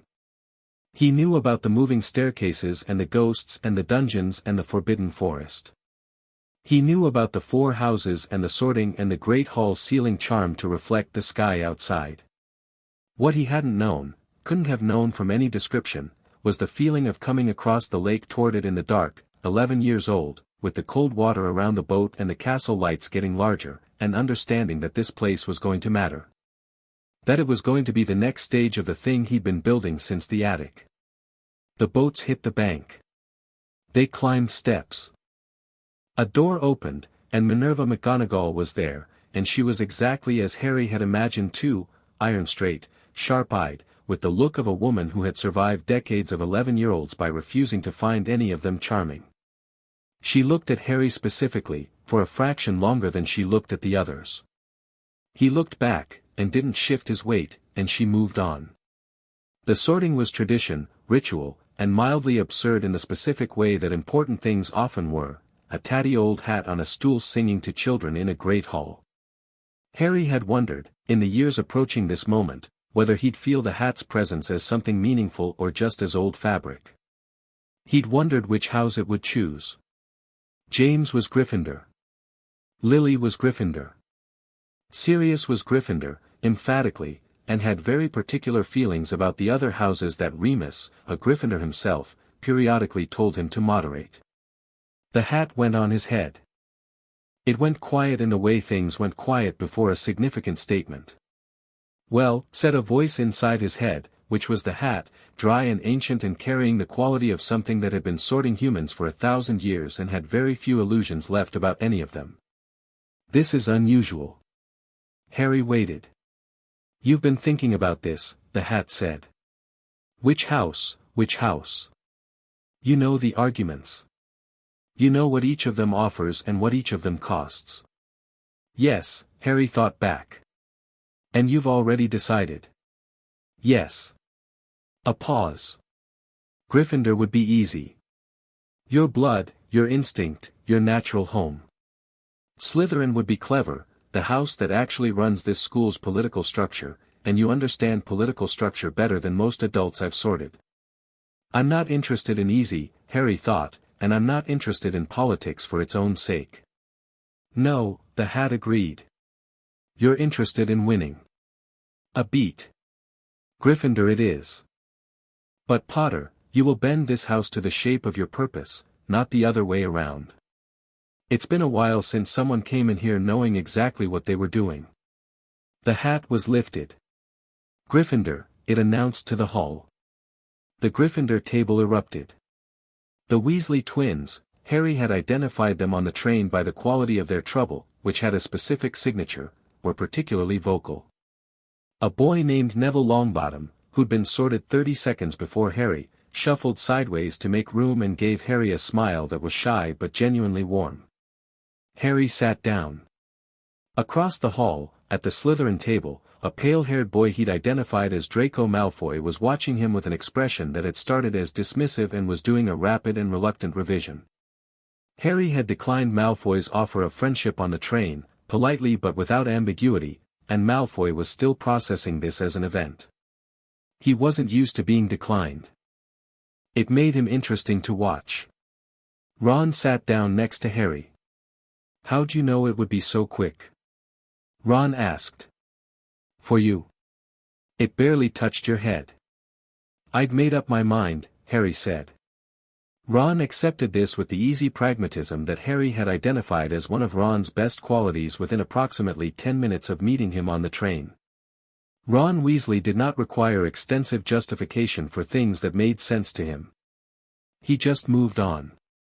This was, Harry thought, rarer than it looked. Hermione appeared on Harry's other side, pink-faced with pleasure from her own sorting, and immediately opened her mouth to explain the history of the Hogwarts sorting hat, and then caught herself and closed it. Sorry, she said. You probably already know. Some of it, Harry said. Tell me the parts you found most interesting. Her face lit up, and she told him, and it turned out she'd found the most interesting parts genuinely interesting, and Harry listened and occasionally redirected with a question, and by the time the food appeared they'd established the working dynamic that would carry them through the next 7 years, Harry directing, Hermione providing, Ron keeping both of them connected to the fact that they were 11 and at school and the food was very good. The first week of classes established several things simultaneously. Flitwick cried when Harry performed Wingardium Leviosa on the first attempt and then, unprompted, tried the countercharm, which was fourth-year material. He recovered quickly and gave Harry a seat at the front with a look of combined excitement and trepidation. McGonagall watched Harry transfigure a matchstick into a needle on the third attempt. The previous two had been deliberate underperformances, which lasted until McGonagall said under her breath, barely audible, "I know you can do better than that," and then spent the remainder of the lesson setting him increasingly complicated challenges with an expression of focused professional joy. Quirrell taught defense against the dark arts, and this was where things became specifically interesting. Harry had known about Quirrell. He'd known what Quirrell was carrying on the back of his head since the conversation in the storage room, not in specific detail, but in bone-deep instinct. Something wrong. Something wrong in that classroom, behind the stutter and the nervous manner and the purple turban, something that registered on Harry the way a wrong note registered in a piece of music, immediate, undeniable, and requiring attention. He sat in the front row of Quirrell's class and watched, and what he watched was a man managing an enormous secret under the strain of daily proximity to students, and losing very slightly, in infinitesimal increments, the ability to keep the management seamless. The turban. The way Quirrell never turned his back fully on the class. The way certain spells, protective charms, counter-jinxes, anything in the defensive light magic register, made him flinch before he cast them, and he covered the flinch immediately but it was there. After the second week Harry went to the library and spent 3 evenings reading everything he could find on possession, parasitic magical entities, and the specific magical pathology of soul fragmentation, and came away with a framework that confirmed what he'd suspected. Quirrell was hosting something. Something that needed a body, needed proximity to an anchor point, needed the third-floor corridor. He knew about the third-floor corridor too. The announcement at the opening feast, "Students who go there will die a painful death," which was Dumbledore's way of saying there is something there that I am protecting. Harry had thought about the Philosopher's Stone before he left home. James had mentioned it obliquely once in an order meeting and Lily had shut the subject down with a precision that told Harry it was significant information, which meant it was confirmed. Voldemort wanted the stone. Voldemort had a man inside the castle. Harry was sitting 3 feet from that man twice a week. He told Hermione on a Thursday. They were in the library, after dinner, the way they were most evenings. Ron was there too, nominally doing transfiguration homework but actually watching the chess board in the corner of his eye and thinking about night configurations, which Harry had identified as Ron's natural state. "Quirrell," Harry said. Hermione looked up from her charms notes. "Something's wrong with him," Harry said. "He's hosting something. Something dark, something that requires the host not to turn his back on certain kinds of magic."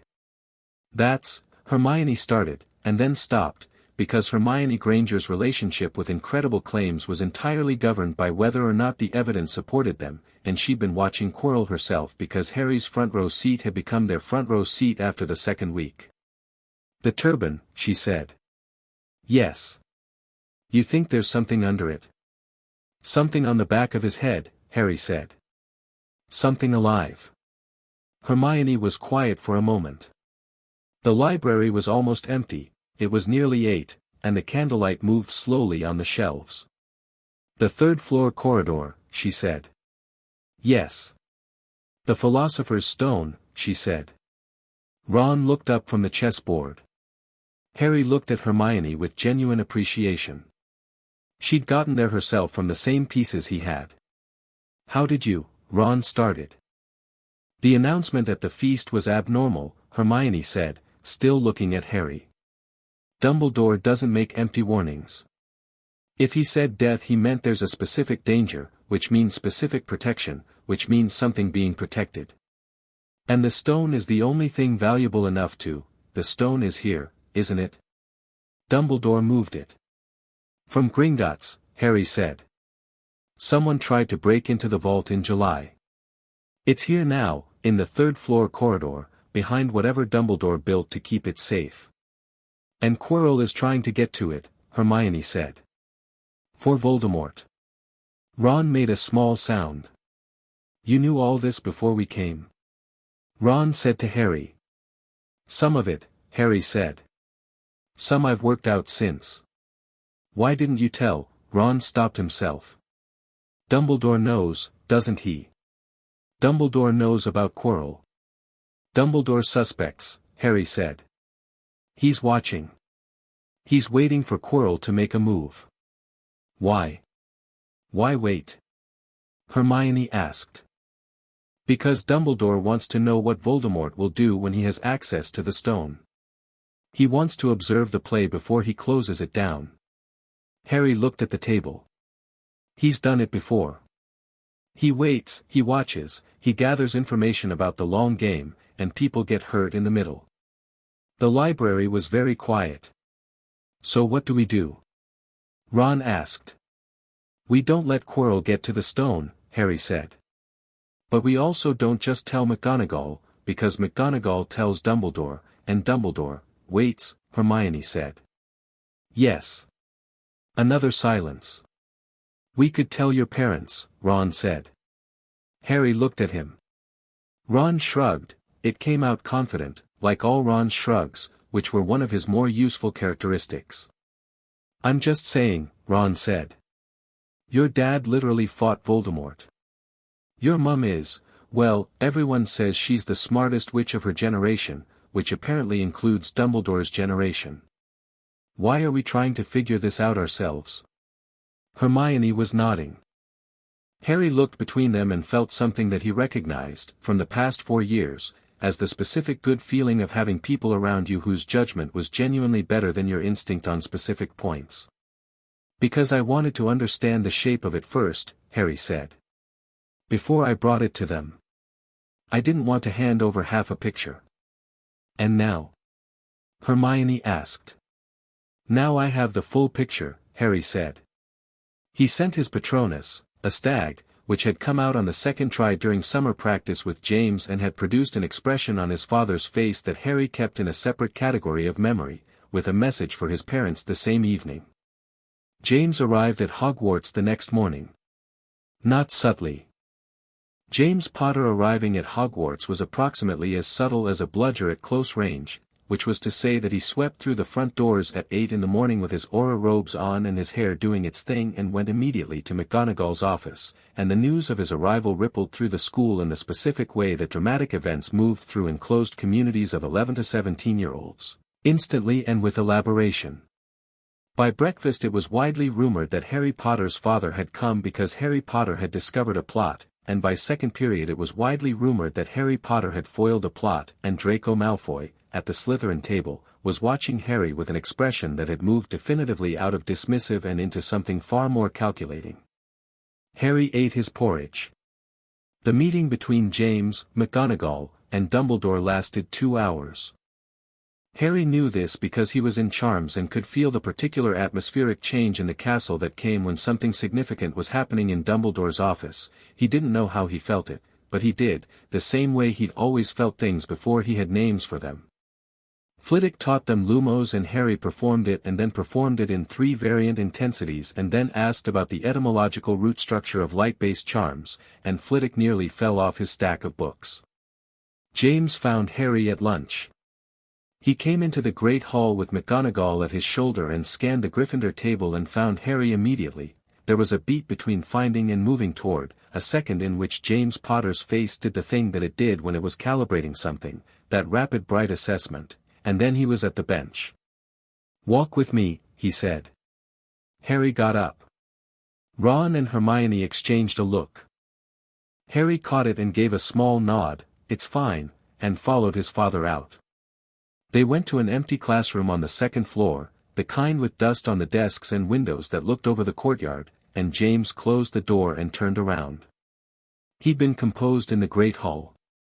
In the empty classroom he was less so, not alarmed, but running fast and hot the way Harry recognized as his mode under genuine pressure. "Tell me everything," James said. "From the beginning. Everything you know and everything you've inferred." Harry told him. He went through it in the same order he'd laid it out for Hermione and Ron: Quirrell, the possession, the turban, the third-floor corridor, the stone, the timeline of Voldemort's positioning. He spoke quickly and without unnecessary preface, because James didn't need preface, and James listened the way he always listened to Harry, completely, with that focused hazel attention that didn't miss things. When Harry finished, James was quiet for a moment. "How long have you known about Quirrell?" he asked. "First class," Harry said. "That was 2 weeks ago," James said. "I needed to be sure," Harry said. "And I needed to understand what Dumbledore's play was before Harry." James put his hands on Harry's shoulders, not restraining, just, present. "You're 11. You're at school. There is a Voldemort-possessed professor 20 feet from you twice a week and you spent 2 weeks deciding when to tell me." "I wasn't in danger," Harry said. "You couldn't know that." "Yes, I could," Harry said. "Quirrell needs me ignorant and in place. As long as I appeared ignorant, I was perfectly safe in his classroom. The moment I moved on him, the dynamic changes." James's hands on his shoulders went still. "You were using yourself as bait," he said. "I was using the situation," Harry said. James looked at his son for a long moment. A long moment. Then he took his hands off Harry's shoulders and turned to the window and stood there for a few seconds with his back to the room. "Your mother is going to want to put you in a box," he said. "She won't," Harry said. "She'll be annoyed for about 20 minutes and then she'll ask about the intelligence value." James turned back around. His expression had done the thing it sometimes did: the war between "I am your father and this is alarming and I am also genuinely impressed," and the second thing was winning slightly. "The stone needs to be moved," Harry said. "Not because Quirrell is close to getting it, he's not, he doesn't have what he needs yet, but because the longer it's here, the more Voldemort has a reason to keep Quirrell in place, and the more damage Quirrell can do." "Dumbledore will move it," James said. "If you push him on a timeline," Harry said, "he'll want to watch a bit longer. And you'd prefer he didn't." "I'd prefer Voldemort didn't spend the academic year with an agent in this castle," Harry said. James nodded slowly. "I'll push on the timeline." "Thank you," Harry said. James looked at him. "Don't thank me like I'm a political contact," he said. "I'm not. I'm thanking you because you listened." Harry paused. "And because you came within," he checked his watch against the clock on the wall, 11 hours of me sending the message. James' expression shifted. "Of course I did," he said, like it was nothing, like it was the only possible response to your son sending you a message, and the ease of it, the absolute uncomplicated quickness of course I did, hit Harry in the place that had been empty for 5 years and was still, at 11, occasionally surprised by the fact of being filled. "Right," James said. "Quirrell. What else?" "Quirrell was removed from Hogwarts before Christmas. Not publicly, not dramatically, Dumbledore managed it with the precision of a man who had been managing delicate extractions for decades. The official story was a medical leave of absence. The unofficial story, which circulated among the Order and the relevant ministry departments, was that an Auror team had conducted a quiet evaluation of the defense classroom and found traces of a magical signature that corresponded to a specific kind of dark entity consistent with partial possession. Quirrell went to St. Mungo's. What Quirrell was hosting went, somewhere else. Diminished.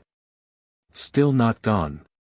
The stone was moved the same week, to a location that Dumbledore did not share with James, a point that produced a discussion between his father and Dumbledore that Harry, nowhere near the conversation, somehow felt the temperature of through the general atmospheric tension of the following week. Hogwarts felt different with Quirrell gone. Lighter, though nobody who hadn't known what was wrong could have said why.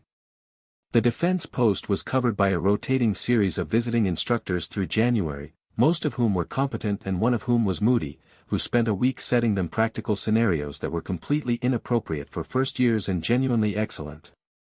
Harry threw himself into the school term with the specific intensity of someone who had been waiting for this.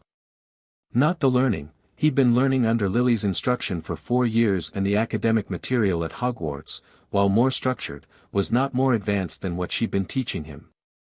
What Hogwarts had was other people.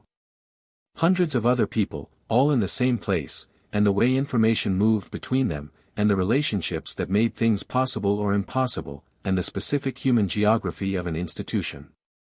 He mapped it the way he mapped everything, carefully, systematically, and without announcing that he was doing it. Hermione was his partner in this, though she'd have called it something else. She'd have called it studying, or preparation, or academic interest in the social dynamics of the school. The function was the same.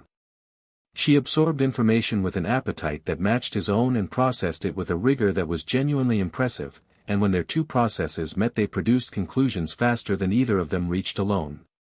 Ron was something different.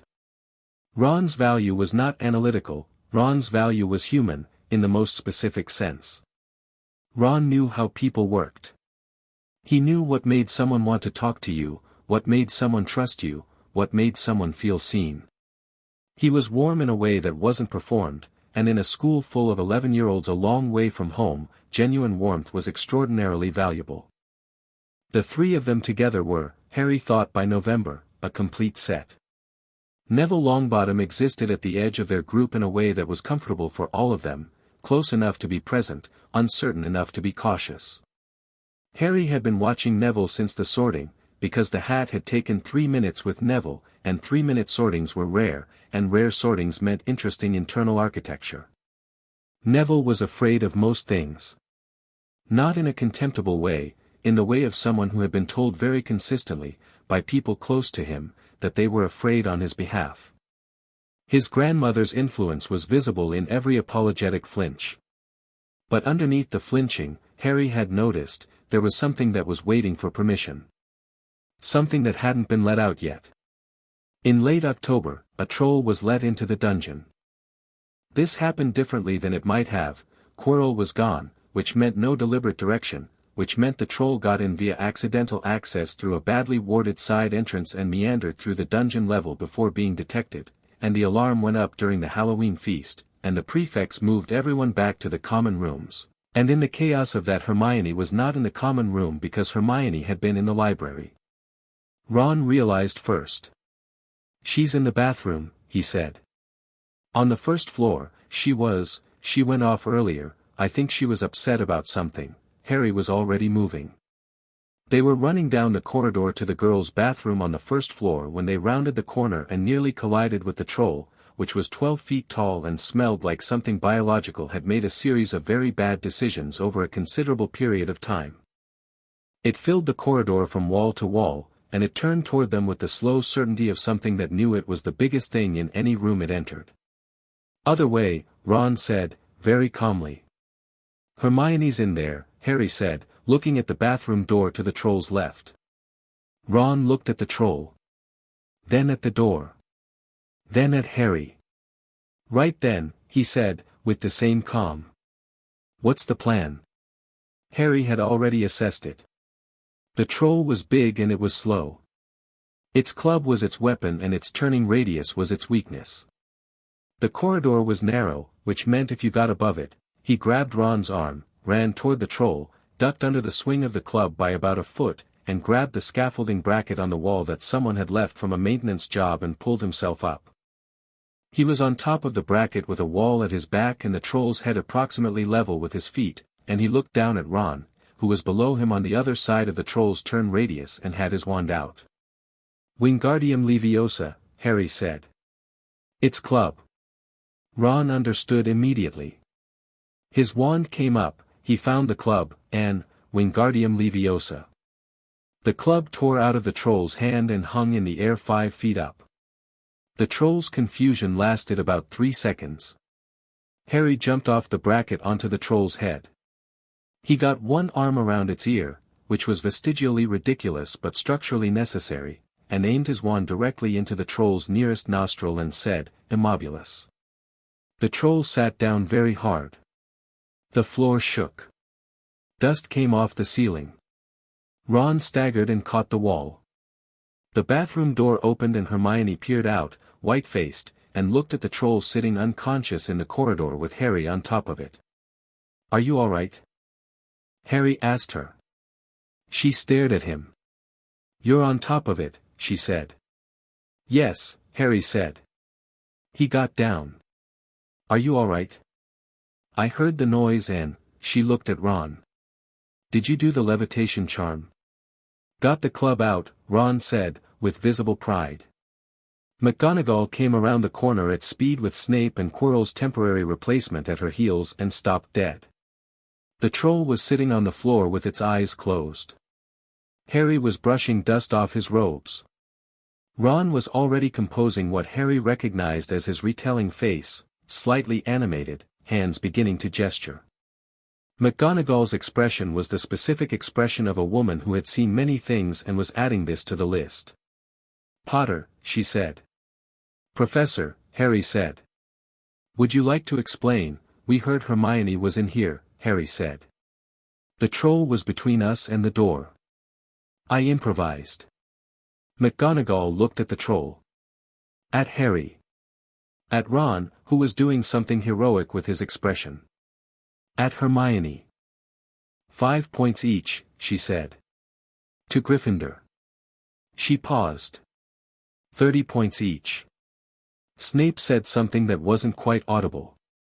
McGonagall turned to Snape and her expression said several things very efficiently without any words at all, and Snape looked at the troll and at Harry and at the ceiling and said nothing further. Later, in the common room, Neville found Harry. He was sitting in the corner chair with his journal open, and he looked up when Neville stopped in front of him with the expression of someone who has been rehearsing an approach and has arrived before they were quite ready. "That was brilliant," Neville said. "With the troll." "Ron did the hard part," Harry said. "Everyone's saying you jumped on its head." "That was the improvised part," Harry said. He looked at Neville properly. "Sit down." Neville sat. "The hat took 3 minutes with you," Harry said. Neville blinked. "How do you were watching?" "I watch everything," Harry said, without apology. 3 minutes is unusual. The hat doesn't take 3 minutes unless it's finding something complicated. "What did it say to you?" Neville's ears went red. It said I had it in me for any house. That I had the brain for Ravenclaw and the ambition for Slytherin if I wanted it and the loyalty for Hufflepuff. It said Gryffindor had what I needed but I'd have to find it myself." "What did you tell it?" "I asked for Gryffindor," Neville said. "I almost asked for anything else, because I wasn't sure Gran always said I had no particular gifts." "Your Gran is wrong," Harry said. Neville looked at him. "You know every plant in the greenhouses by sight including the ones Professor Sprout hasn't introduced yet," Harry said. "You understand the magical properties of complex organic compounds better than anyone else in our year, possibly in the school.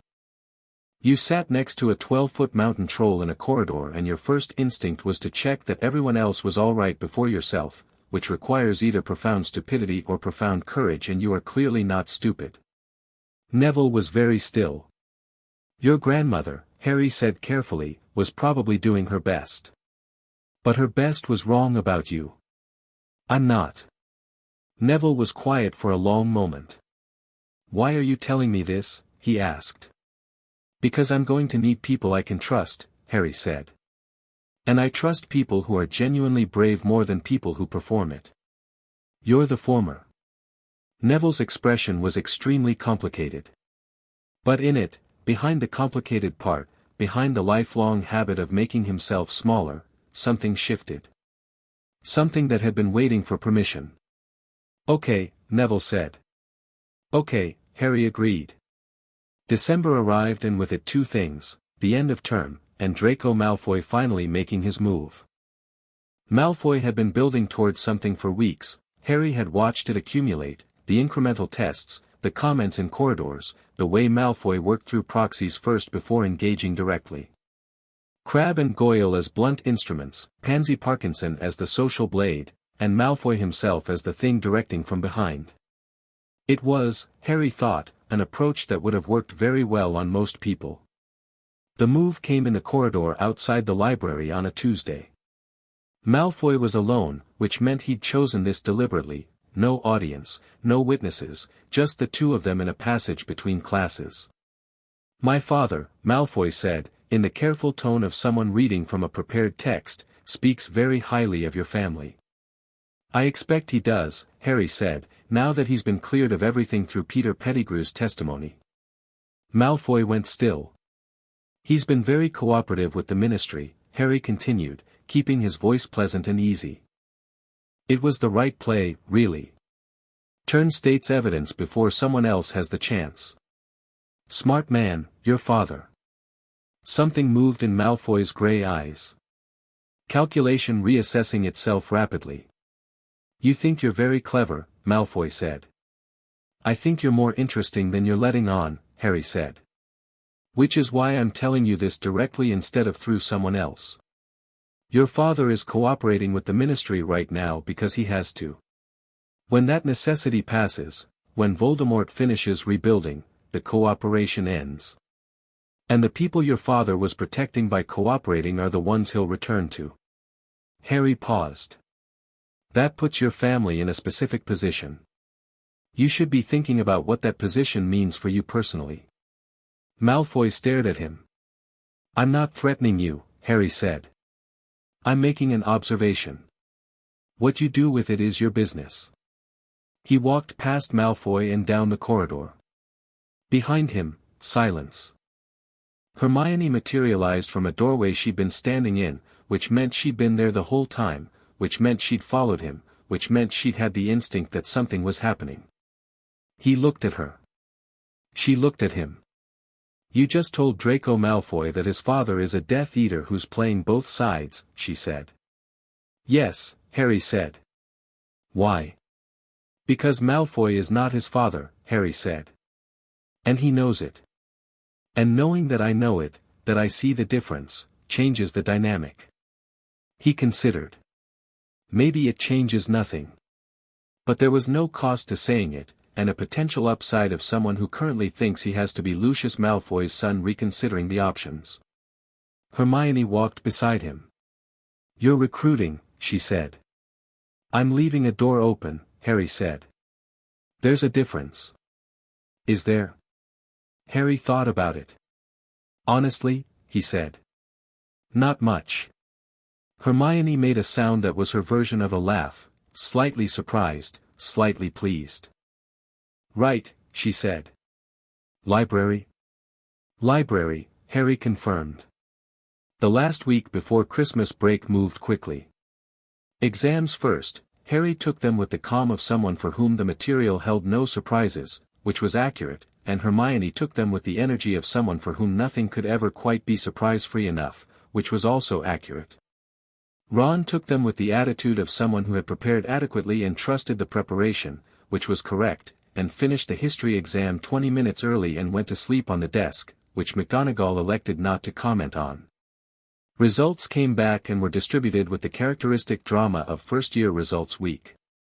Harry and Hermione topped the year.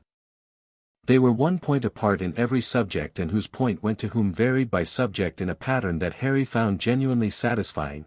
Hermione led on potions and charms, he led on defense and transfiguration, they were exactly equal in everything else, which Flitwick looked at with the expression of a man who had never been more delighted by a statistical outcome. Snape was another situation entirely.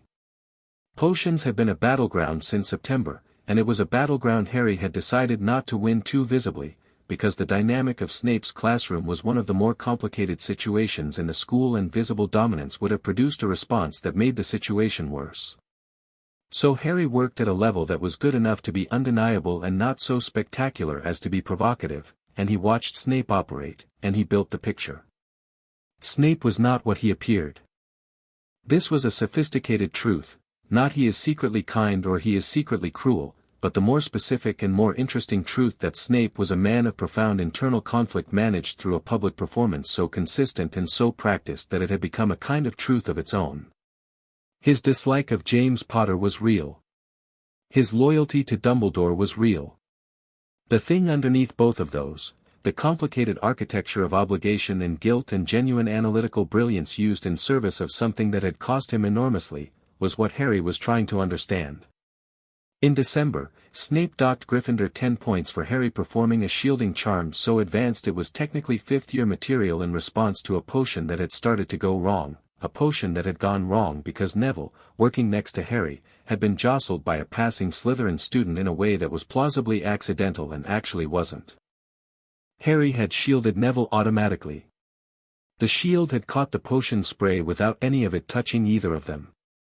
He'd kept his expression neutral and reset the shield and waited.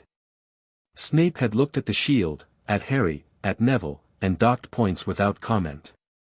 After class, Harry stayed. Snape was at his desk. He did not look up when the door closed. The shield was necessary, Harry said. Longbottom would have been burned. I'm aware, Snape said. You docked points anyway. Yes.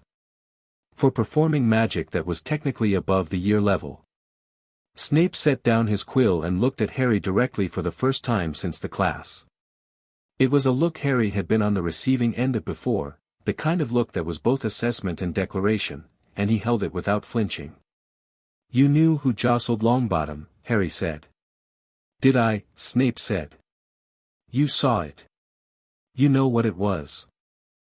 And you also know that if I'd accused Avery of doing it deliberately, I'd have needed proof I didn't have yet, and you'd have had to adjudicate it, and the adjudication would have told Avery exactly what I knew and didn't know.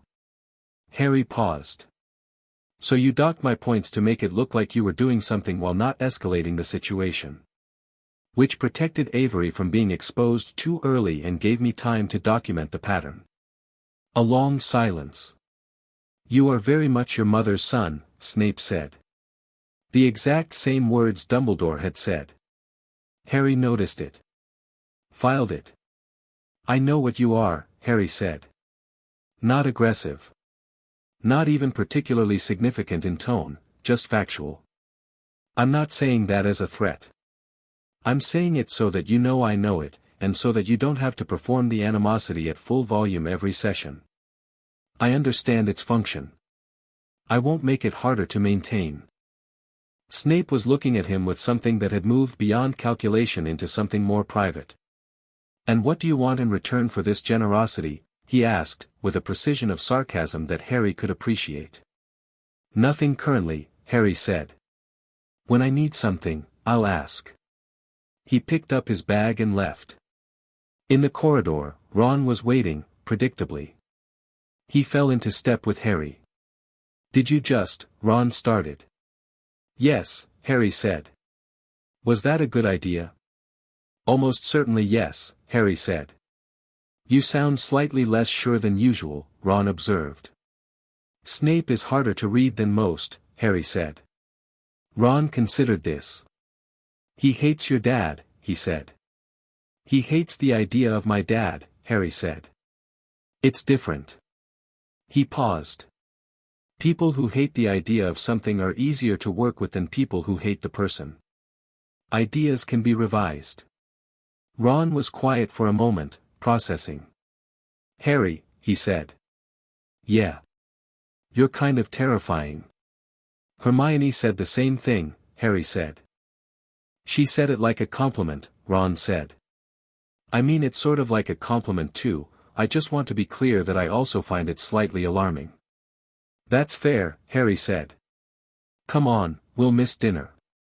The train home for Christmas pulled out of Hogsmeade Station in the mid-afternoon, the lot going grey and wide and then the Highlands opening up beyond the windows in the long blue white of winter. Harry sat with Ron and Hermione in their compartment and ate chocolate frogs and played Exploding Snap badly on purpose because Ron played it well and deserved to win at something. He thought about Quirrell. About the stone now safely moved. About Malfoy in the corridor and the door left open. About Snape and what I know what you are meant to a man who'd spent a decade managing his own contradiction. About Neville in the common room with the thing in him finally getting permission. He thought about Voldemort, wherever he was, whatever form he was in, gathering himself in the dark at the pace that slow patient things gathered. Growing back toward whatever he was rebuilding himself to be. First year, Harry thought, and I've already changed the shape of it. Not with power, or not only with power. With attention. With the application of Lily's long thinking to James's instinct through Sirius's stubbornness via Remus's patience. With the understanding, developed over 5 years of sleeping in a cupboard and 2 years of training under his parents and 4 months of mapping a school, that the way you won things was not always by direct confrontation but sometimes by changing the terrain so thoroughly that confrontation, when it came, was already decided. Ron said something. Harry tuned back in. My mum's going to ask you both to stay, Ron was saying to Hermione and Harry both. She always does. We've got loads of room and she loves, well, she loves everyone, it's her thing, it's a bit overwhelming, just so you know. Hermione looked pleased and nervous in equal measure. Harry looked at Ron. I'd like that, he said. For a few days, if it's all right. I'll need to be home for Christmas itself. Obviously, Ron said. My mum'll want you there for Christmas itself, just warning you. The Hogwarts Express ran south through the evening, and the snow came down soft and indifferent outside the windows, and the compartment was warm and lit gold and full of people Harry had chosen, and the year curled forward into whatever came next with the particular momentum of a story that was only beginning. He looked at his reflection in the darkened window. 11 years old, glasses, a scar. Not a variable. Not a symbol. Not a thing that happened to people or a fact that other people built their plans around. A person, he thought. Moving with intention. He turned away from the window. Right, he said, to Ron and Hermione. Tell me about the burrow. Ron's face lit up. And Harry listened.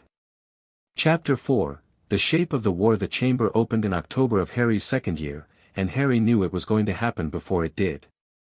Not specifically, not the date, not the method, not the particular sequence of events. But the sense of it had been building since September, the same way weather built, the way you felt the pressure change before the storm arrived. It was there in the quality of magic around the castle foundations when he walked the lower corridors, something old and wrong breathing beneath the stone. It was there in the way certain ghosts moved differently near the dungeons, a subtle avoidance that ghost behavior didn't usually produce. And it was there in Tom Riddle. Tom Riddle, because Harry had spent the summer reading everything he could find on Voldemort's history, and the name that kept appearing at the center of it, the brilliant orphan, the Hogwarts student of extraordinary gifts, the young man who had started building his ideology and his following before he'd finished school, was Tom Marvolo Riddle. Who had been a Slytherin. Who had left behind, Harry was now certain, something inside the castle. Something anchored. Something dark. He'd gone into the summer with the bones of the Horcrux problem and come out of it with something considerably more fleshed. Lily had helped, though not in the way he'd expected. He'd come to her in June with his journal open and his questions organized, and she'd looked at what he had, and for about 30 seconds her expression had been one of complex maternal concern, and then she'd shelved it and sat down and started answering. They'd worked through it together across 3 weeks of evenings at the kitchen table, Lily with her research books and Harry with his journal. James had come and gone, sometimes contributing, sometimes watching from the doorway with a mug of tea and an expression that fluctuated between proud and quietly concerned and occasionally just baffled. Horcruxes are illegal to even research in depth, Lily had said one evening, opening a book that looked like it didn't officially exist. The Ministry classified the literature after Voldemort's first rise. Which means most of what we have is fragmentary. But you have fragments, Harry said. I have fragments, Lily confirmed. Dumbledore has more. The question is whether we can get what we need from what we have. What they had established by August, Horcruxes were soul vessels, fragments split off by the act of murder. Each one anchored the creator to life as long as it remained intact. They could be destroyed, but only by something that caused irreparable magical damage, basilisk venom, fiend fire, a handful of other things. Detection was possible through a specific diagnostic charm that Lily reconstructed from fragments across 3 separate Latin texts. What they hadn't established, how many, where, and which specific objects. Harry's sense, the bone-deep instinct that had always been slightly ahead of his explicit knowledge, said, diary. It said diary and locket and cup and ring and snake and something connected to Ravenclaw and the scar. He'd written the scar in his journal late one August night and stared at it for a long time. He hadn't told Lily that part. He didn't have the full architecture of it yet. He knew there was something to know, and he knew it involved him, and he knew that knowing it was important before it became a problem, and he also knew that bringing it to his parents before he understood it himself would produce a response that prioritized protection over information, which was understandable but not useful. He'd circle back to it. He would keep circling until it resolved. The first Muggleborn was petrified on October 19th. A second-year girl named Sophie Roper, found in the corridor outside the library with her cat also petrified beside her and the message on the wall in what looked disturbingly like blood but turned out to be magical ink with a specific dark resonance. The Chamber of Secrets has been opened. Enemies of the air, beware. Harry stood at the edge of the crowd looking at the message and felt the thing he'd been sensing since September sharpen into something precise. Hermione, at his shoulder, Chamber of Secrets. Old legend, Harry said. Hogwarts founders. Salazar Slytherin built a hidden chamber and put a monster in it to purge the school of Muggleborns. That's a legend, Hermione said. And then, it's not a legend, is it? No, Harry said. Ron was on his other side, looking at the message. Heir, he said. Heir of Slytherin. Riddle, Harry said. They both looked at him. Tom Riddle, Harry said. Voldemort, before he changed his name. He was Slytherin's heir in the literal sense, last known descendant of Slytherin's line. He was here 50 years ago, at school. He opened it then too. He looked at the wall. And he left something behind that could open it again. A Horcrux, Hermione said quietly. A Horcrux, Harry confirmed. Ron looked between them with the expression he got when he was catching up rapidly. Right, he said. So. What's the plan? The plan required information first. The chamber was somewhere in the castle. Harry's sense of the wrong magic in the lower levels told him it was below the dungeons, significantly below, connected to the plumbing system that ran through the foundations. Hogwarts was 1,000 years old and its internal plumbing was Muggle-adjacent, added later, fitted through existing passages. The chamber would be accessed through something connected to that system. Moaning Myrtle, Hermione said, on the third evening of their working session in the library. Harry looked up. She haunts the second-floor girls' bathroom, Hermione said. She's been there for 50 years. She died there. Hermione paused. She was a Muggle-born student. She was the first victim last time. She pushed a book across the table. The plumbing access in that bathroom connects directly to the main castle drainage system, which in Hogwarts runs east to west through the foundations.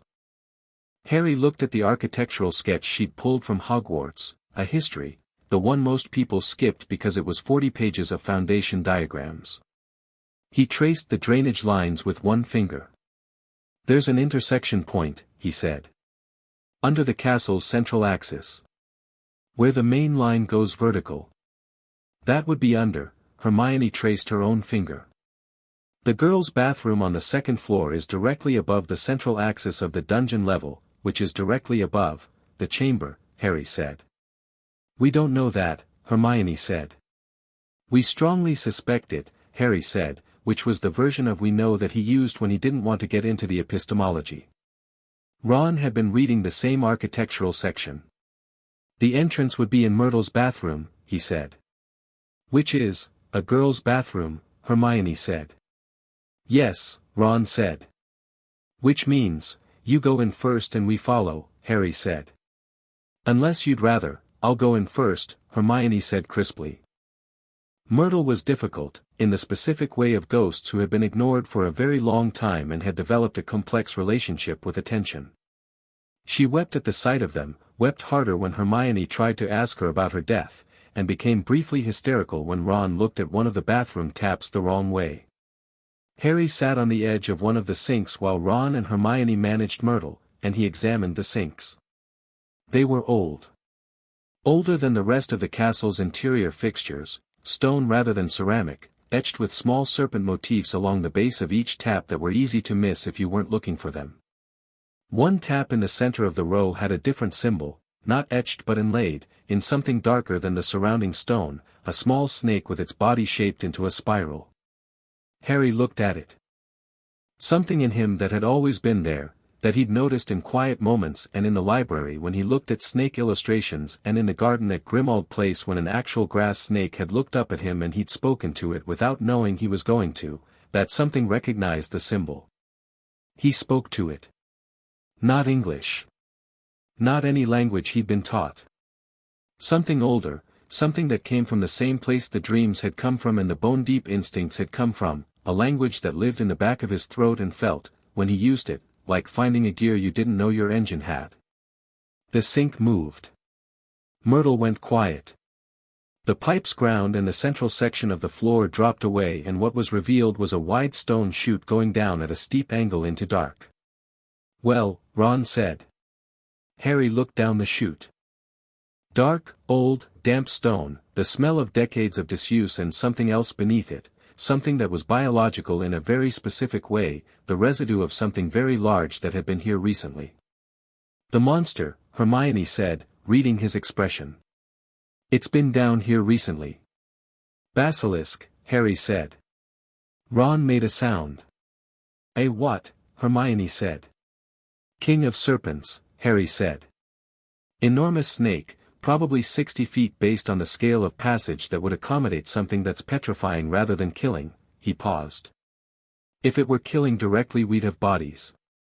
We have petrified students. The basilisk kills with direct eye contact. Indirect contact, reflections, seeing through something else, petrifies. Sophie Roper's cat, Hermione said immediately.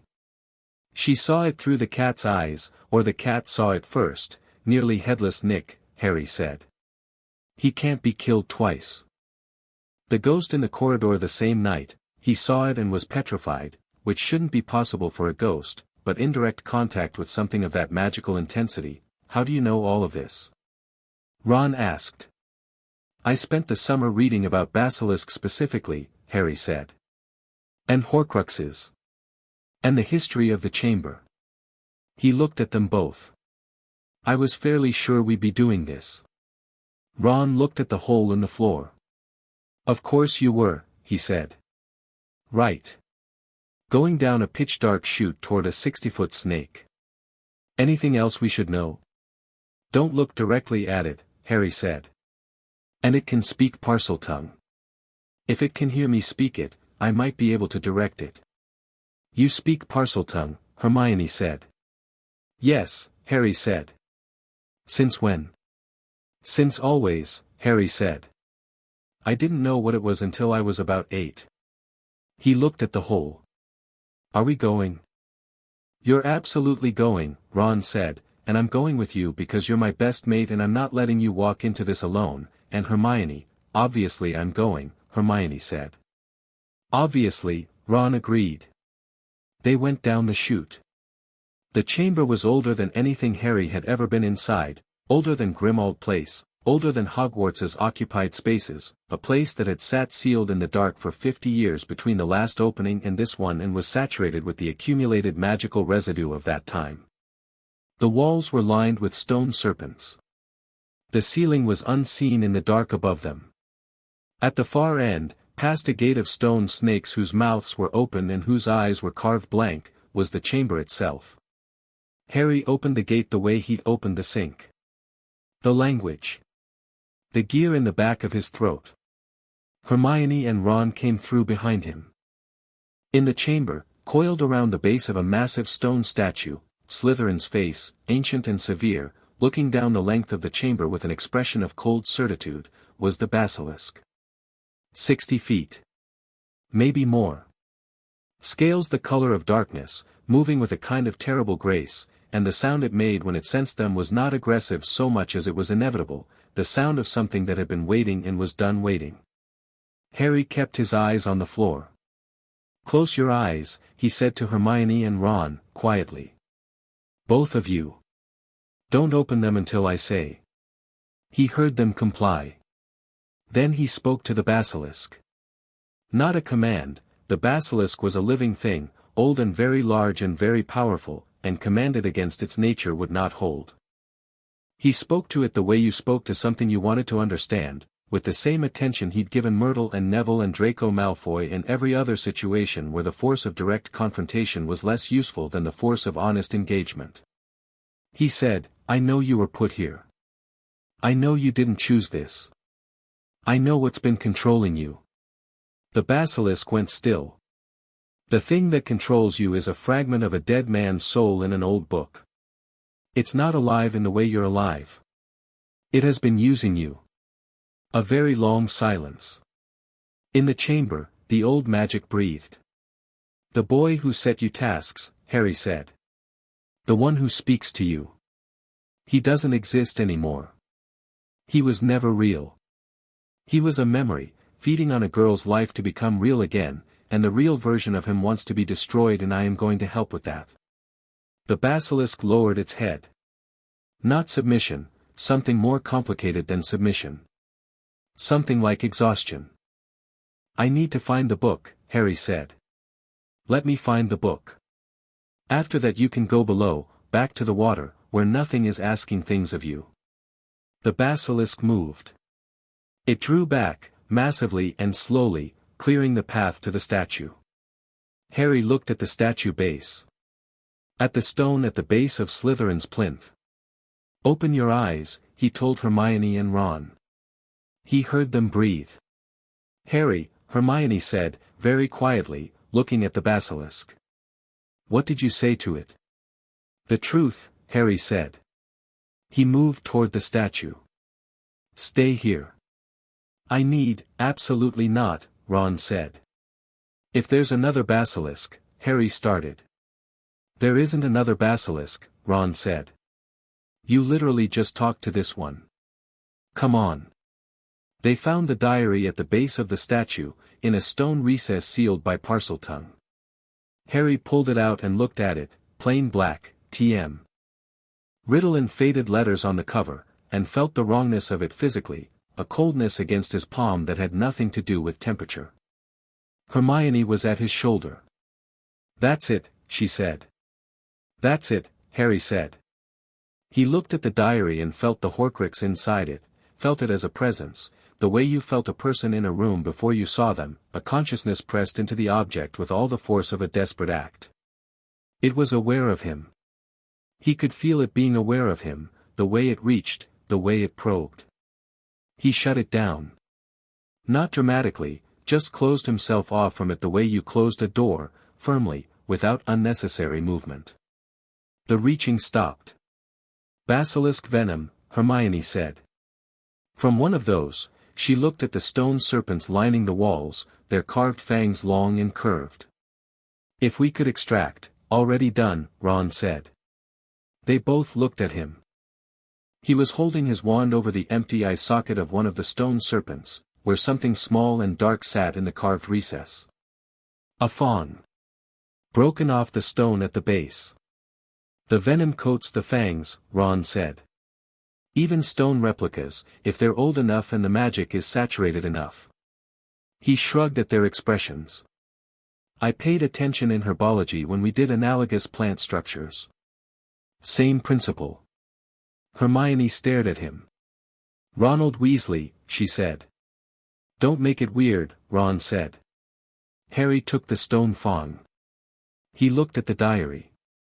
He thought briefly about everything it represented, the beginning of Voldemort's plan, the first death it had already caused 50 years ago, the slow patient malevolence of it. He drove the fong into the diary. The sound it made was not a sound that belonged in any ordinary experience, it was a tearing, a shriek that seemed to come from inside the stone walls themselves, a sustained wrongness that the chamber absorbed and held for a moment before going silent. The diary warped, blackened, went still. The chamber breathed differently after. Harry set the destroyed diary on the stone and straightened up and looked down the length of the chamber to where the basilisk still lay, enormous and still, its vast head resting on the floor. He spoke to it one more time, go. The basilisk moved. Slowly, with the dignity of something very old and very tired, it turned and made its way through the chamber and down, through an opening in the floor that Harry had not previously noticed, back into the water below the castle. The chamber was empty. Hermione let out a breath. Right, she said. Right.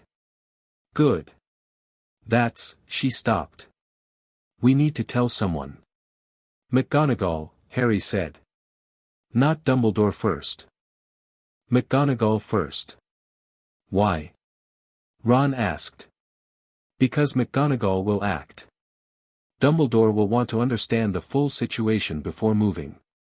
Harry picked up the destroyed diary. McGonagall will take the evidence, secure the chamber, and convene a staff meeting, and by the time Dumbledore is involved there will be enough people with knowledge that he can't manage the information, Hermione said. Yes, Harry said. Ron looked at Harry, then at Hermione, then at the destroyed diary. You knew this was here before we came down, he said. You knew it was a Horcrux. You knew the basilisk was the monster and you'd already worked out how to talk to it. He paused. When were you going to tell us all of this? I was telling you the whole time, Harry said. We went through every part of it, you told us as we needed it, Ron said. Not accusatory, analytical. You told us what we needed when we needed it. Which is your thing. I'm not complaining. I just want to be clear that I see it. Harry looked at his best friend. I'm sorry, Harry said. Genuinely. It's a habit. I'll do better. I know it's a habit, Ron said. I know why it's a habit too. I'm here, mate. We both are. You don't have to manage the information with us. Hermione made a sound of agreement. Harry stood in the chamber with the destroyed diary in his hand and looked at his two friends and felt the specific thing that had surprised him since the beginning, the thing about having people who saw him and stood in dungeons with him anyway. Right, he said. From now on, everything. Everything, Hermione confirmed. Everything, Ron agreed. Now can we please get out of here, because this place is genuinely horrible and I've been very calm about all of it and I would like to go upstairs.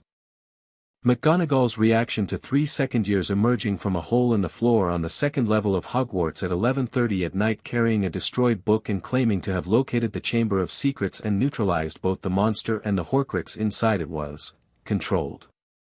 That was the only word. She looked at them, at the diary, at the hole in the floor of Myrtle's bathroom that had not been there the previous morning, and she was controlled in the way that only extremely disciplined people were controlled when faced with the genuinely incredible. Come with me, she said. Dumbledore's office was warm and full of silver instruments and the sorting hat in its cabinet and a phoenix on its perch that looked at Harry with considerably more intelligence than a bird had any right to have. Fawkes, Harry thought. He'd read about Fawkes. The bird looked back at him with amber eyes that held something ancient and watchful, and then made a sound, a single note, low and resonant, and settled its feathers. Dumbledore took the diary. He examined it without touching it first, his wand moving over it in a complex series of diagnostic motions, and his expression during this examination was the most unguarded Harry had seen it. The blue eyes went very still and very focused, and something moved behind them that was genuine shock, which Dumbledore recovered from in approximately 4 seconds but which Harry had already catalogued. "You destroyed it," Dumbledore said. "With basilisk venom." "With a stone fong from the chamber walls," Harry said. "Saturated enough." "And the basilisk itself, gone below," Harry said. "It won't be a problem." Dumbledore looked at him. "You spoke to it." "Yes." "You directed it." "I reasoned with it," Harry said. "There's a difference." Dumbledore was quiet for a moment. Then he set the diary down carefully on a cloth he'd conjured and turned to face Harry fully, not the partial attention he sometimes offered, the kind that was gathering information while appearing to engage, but actual full attention. "You knew," Dumbledore said. "Before this year. You knew there was something in the castle." "I suspected," Harry said. "And you pursued it yourself," Dumbledore said. "Without telling your parents. Without coming to me." "I came to McGonagall," Harry said.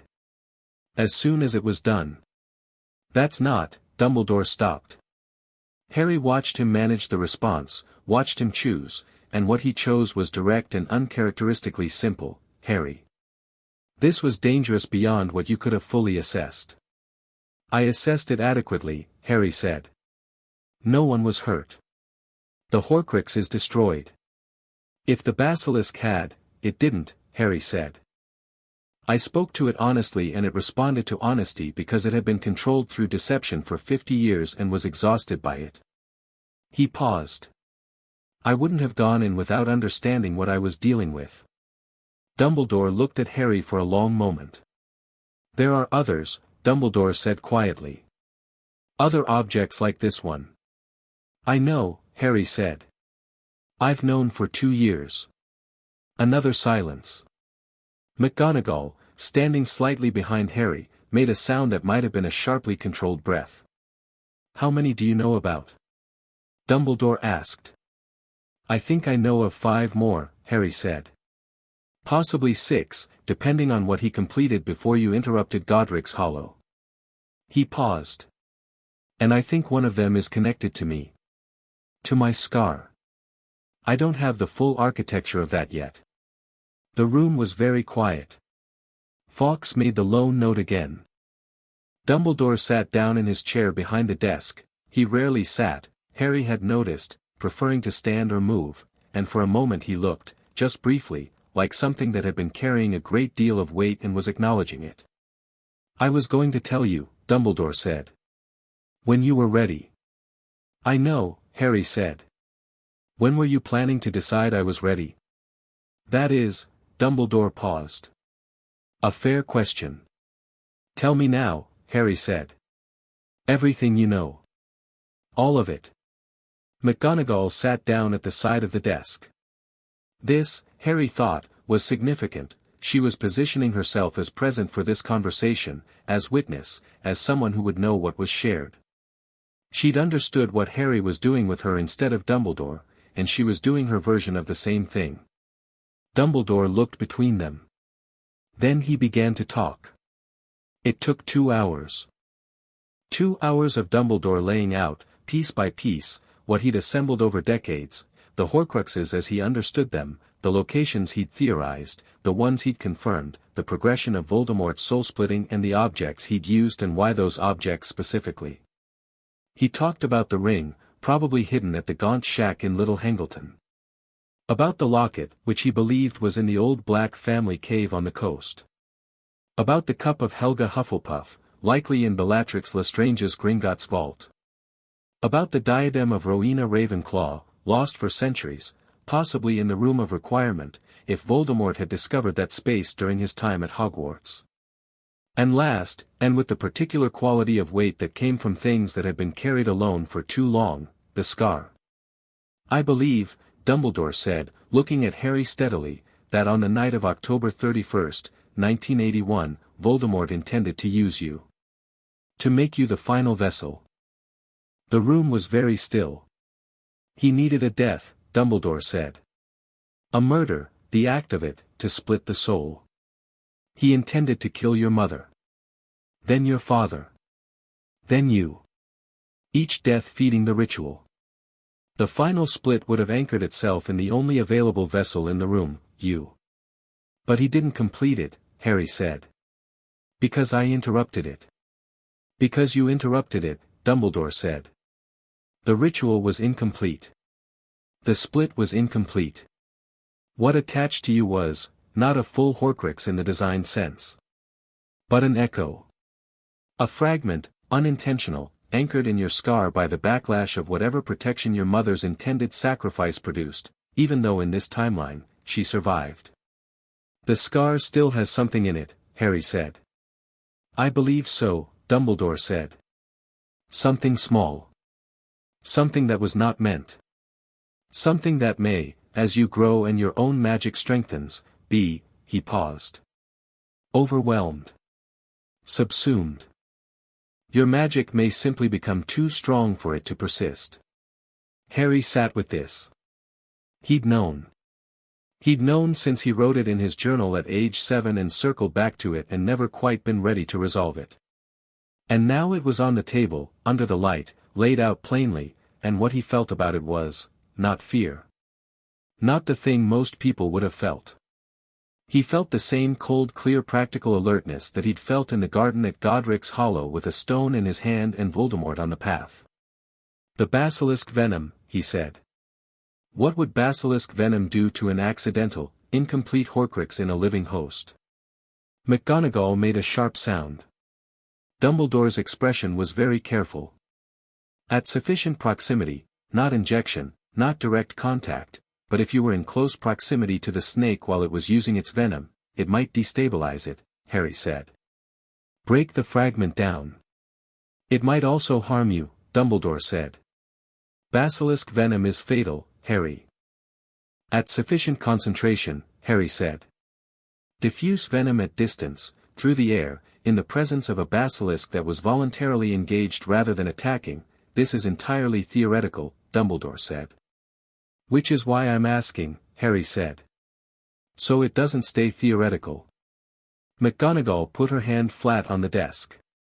Enough of that tonight, she said, with the tone of someone who had sat through enough and was exercising authority. You have destroyed a Horcrux. That is enough for tonight.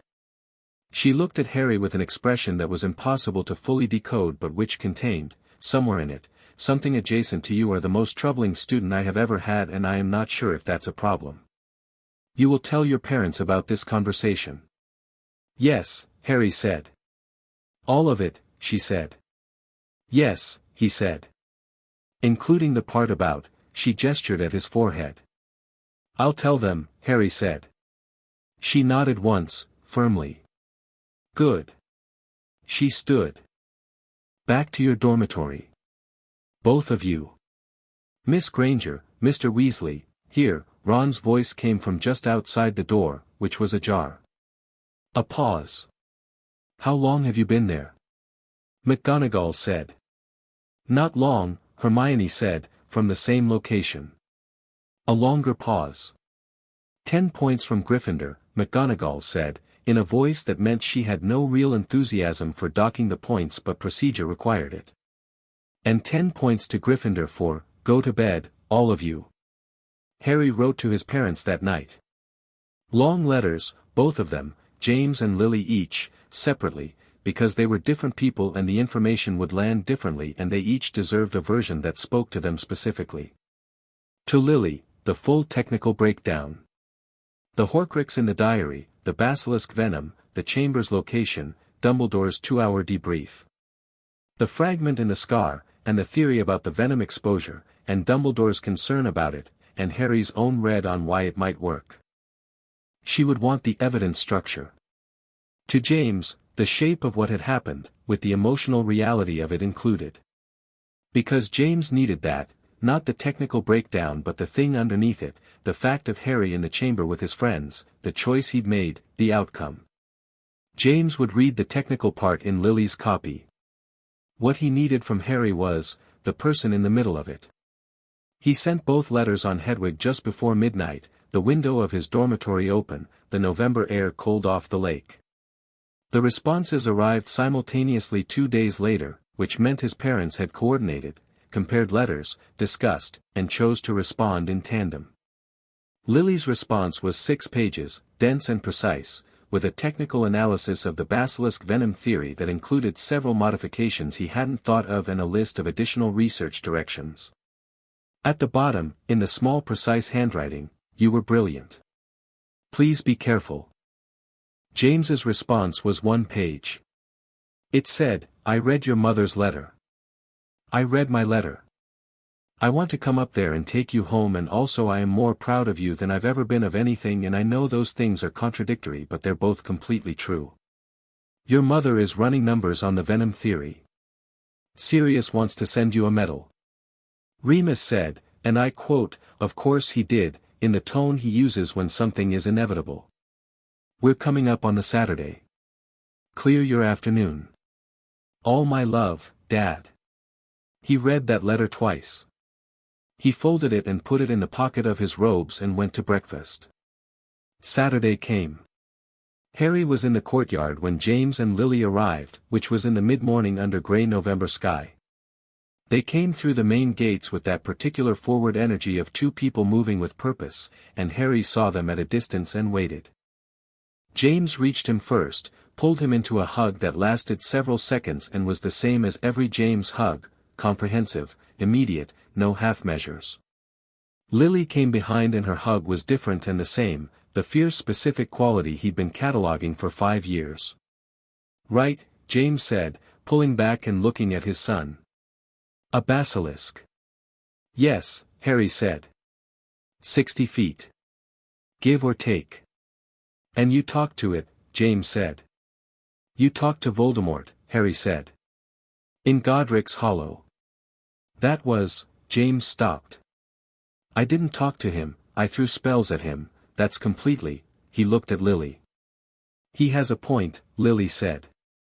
"He does not have a," James pressed his mouth together and made a gesture of resigned acknowledgement toward the sky. "Fine. You have a point. Walk with me, I want to see this bloody bathroom." They walked. Harry talked. McGonagall, informed of the visit, permitted them access to the second-floor bathroom, which still had the open hole in the floor, sealed now with a stone grate, temporarily, until the staff had decided what to do about the chamber itself. James looked down the hole. "This goes to, what, 100 feet? "More like 300, Harry said. James was quiet for a moment. "And you just climbed down?" "There's a chute," Harry said. "It's not a vertical drop." "I see," James said. "And Hermione and Ron were, with me the whole time." James looked at him. "Good," he said.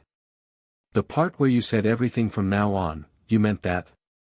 "Yes," Harry said. "Ron pulled me up on it." "Ron is a good friend," James said. "The best," Harry said. Lily was examining the sink with the inlaid serpent, her diagnostic wand motions precise and quick. "The Parseltongue activation is elegant," she said. "It wouldn't be detectable without knowing exactly what to look for." She looked at Harry. "You felt it?" "Since September," Harry said. "I felt something wrong below." "Your sensitivity to dark magic has increased significantly," Lily said. "That's partly training, partly the nature of, what we discussed in your letter." She looked at him steadily. "The fragment." James, by the bathroom door, became very still. "Dumbledore thinks it may dissipate on its own," Harry said. "As my magic develops. That it attached unintentionally and incompletely and won't have the structural integrity to persist." "And if it doesn't dissipate on its own," Lily said. "The venom theory," Harry said. "I've been running numbers on that," Lily said. "The diffuse venom idea has merit. Not with the basilisk you encountered, it's gone below, and I'm not sending you back in to use it as a diagnostic tool, obviously not," Harry said. "But there are other approaches. Diluted basilisk venom in controlled quantities. Specific antivenom protocols paired with a targeted exposure. It would require working with a potions master of considerable skill. She paused. I've already written to Severus. Harry raised his eyebrows. He is the best potions mind in Britain, Lily said, with the brisk neutrality of a woman who was absolutely capable of working with people she found personally complicated when the situation required it. He wrote back. A brief pause. He said, and I quote, I'm not surprised, which from Severus Snape is practically enthusiasm. James made a sound. You wrote to Snape, he said. I wrote to the best potions master available, Lily said. He hates me. He hates the idea of you, Harry said. James turned to look at his son. You said that to me 3 years ago, James said. About his hatred of me. I did, Harry said. And you've apparently also said it to him, James said. About himself. Yes, Harry said. James looked at Lily. Our son told Snape, to his face, that Snape doesn't actually hate me, he hates the idea of me. I know, Lily said. I read the letter. And Snape didn't, he docked Harry 30 points for it, Lily said. And is apparently collaborating with Harry on a theory about his classroom politics. She looked mildly pleased. Which means Harry was right. James stood in the bathroom by the hole in the floor and looked between his wife and his 12-year-old son and arrived at the expression Harry had catalogued as I am genuinely overwhelmed by my own family in the best possible way. Right, James said. Tell me about the ring. They spent the afternoon in the empty classroom on the second floor, the dusty one with the courtyard windows that Harry had used with James in More Actions Request aborted. Write the next chapter now. Chapter 5. The night redone. They found the ring in March of Harry's 3rd year. Not by accident. Harry and James had been working the problem since the second-floor classroom conversation in November, mapping the Gaunt family history, triangulating the location of the shack in Little Hangleton through Ministry land records that Lily had obtained through Kingsley Shacklebolt, who had become the most senior Auror they could trust and who had been quietly redirecting certain administrative requests for 2 years without anyone above him noticing. Lily had said once that the best intelligence networks didn't look like networks. They looked like coincidences. Kingsley looked like a coincidence. He looked like a promotion and a friendly face at ministry functions and a man with a good memory for details. He was, in operational terms, the thread that connected the order to the ministry's working infrastructure, not its official channels, those were compromised in too many places, but the living tissue of the institution, the career civil servants and mid-level Aurors who kept things running regardless of who sat at the top. It was Kingsley who flagged the unusual magical activity near Little Hangleton in February. Old dark magic, disturbed suddenly, not opened or used, but poked at, the way you poked at something to check if it was still there. Someone had gone to the Gaunt shack. Someone had checked on something. Voldemort was doing an inventory. James had gone pale when Kingsley's report came through. Not afraid, James had moved past afraid, or into a relationship with fear that was so practiced it no longer showed the way it had at the beginning. He'd gone pale because pale was the appropriate response to understanding that your timeline had just compressed. Voldemort checking his Horcruxes meant Voldemort was preparing to act. Voldemort preparing to act meant the period of rebuilding was ending. How long? James asked Kingsley, at the kitchen table at Grimmauld Place, Harry sitting 2 seats down with his journal open. Best estimate? A year, maybe less, Kingsley said. He's not complete. He doesn't have a body in the full sense, he's existing in a form that's functional but limited. He needs a proper resurrection ritual for the full restoration. That requires a specific set of components, bone, flesh, blood, Harry said, without looking up. Kingsley looked at him. His father's bone from the grave, Harry said. A servant's flesh, given willingly. An enemy's blood, taken by force. He looked up. There's a graveyard in Little Hangleton. His father's buried there. The kitchen was very quiet. Moody's been working that, Kingsley said carefully. The graveyard. It's under monitoring. Good, Harry said. But monitoring isn't enough. The ritual can happen very fast if the components are assembled. You need active interruption capability, not passive surveillance. James was looking at his son with the expression that meant he was tracking something and finding the track more significant than expected. You've read about the ritual specifically, he said. I've been reading about it for a year, Harry said. Since Dumbledore told me about the fragment. If Voldemort uses the ritual and my blood is one of the components, he paused. That changes the fragment situation. Significantly. How? Lily asked, from across the table.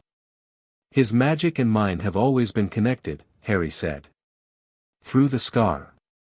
Through the original night. If he uses my blood to rebuild himself in a physical form, the connection strengthens. The fragment in me, it becomes something he can feel. Potentially something he can use. He met his mother's eyes. Which means we need the fragment gone before he performs the ritual. Not after. The room absorbed this. Snape's protocol, Lily said. Not a question. Is it ready? Harry asked. It's been ready since January, Lily said. I was waiting for the right indicator to make the timing decision. She looked at the report in Kingsley's hands. This is the indicator. The protocol took place in Snape's private laboratory in the Hogwarts dungeons on a Saturday in late March, with the castle mostly empty for the Hogsmeade weekend and the few staff present engaged elsewhere. Snape had arranged the conditions with the precise territorial efficiency of a man who was allowing something significant to happen in his space and was going to control every variable he could. Lily was there. James was there, though Snape had clearly not been thrilled about this and James had been equally clearly not interested in Snape's opinion on the subject. Dumbledore was there, at Harry's specific request, because Dumbledore needed to see this, needed to be present for it, needed to understand that it was happening with or without his management.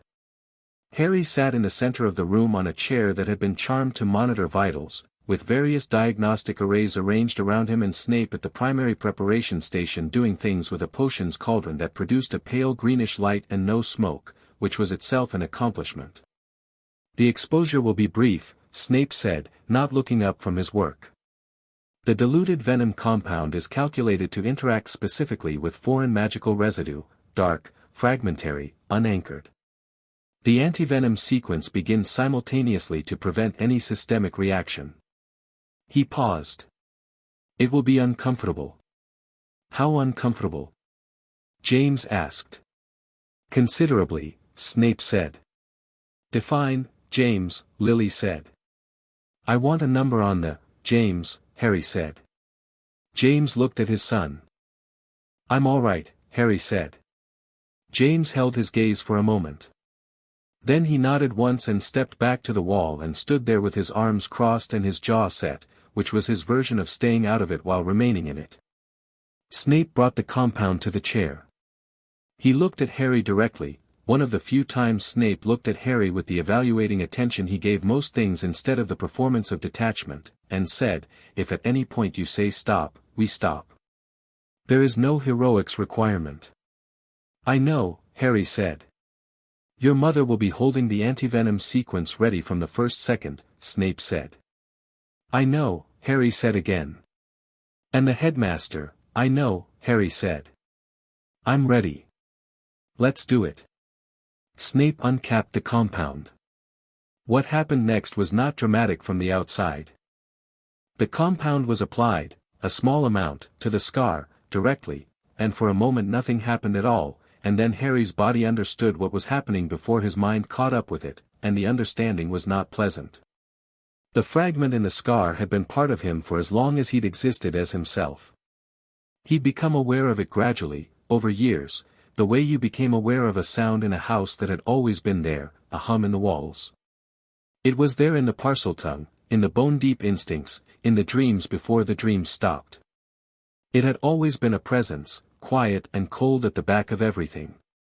When the venom touched it, the presence reacted.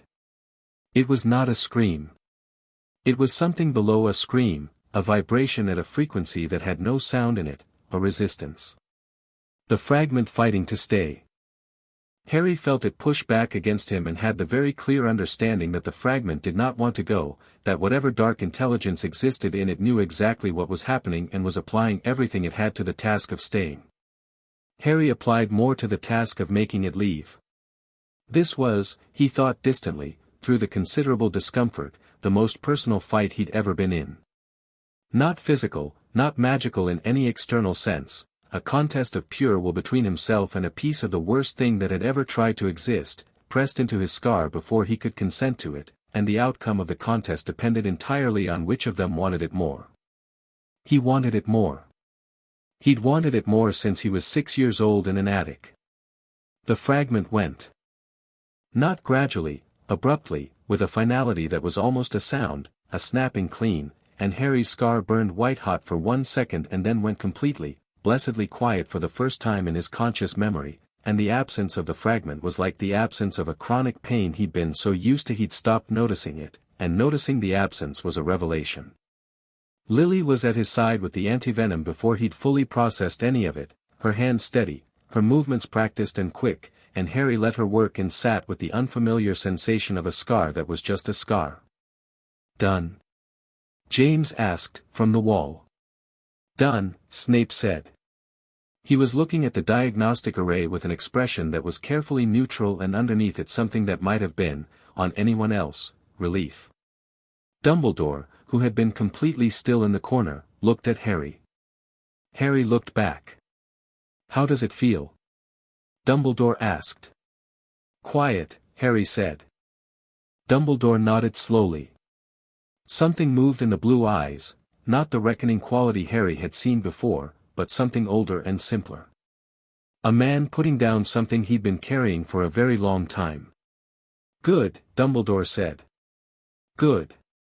They retrieved the ring from the Gaunt shack in April. James led the operation. Moody seconded.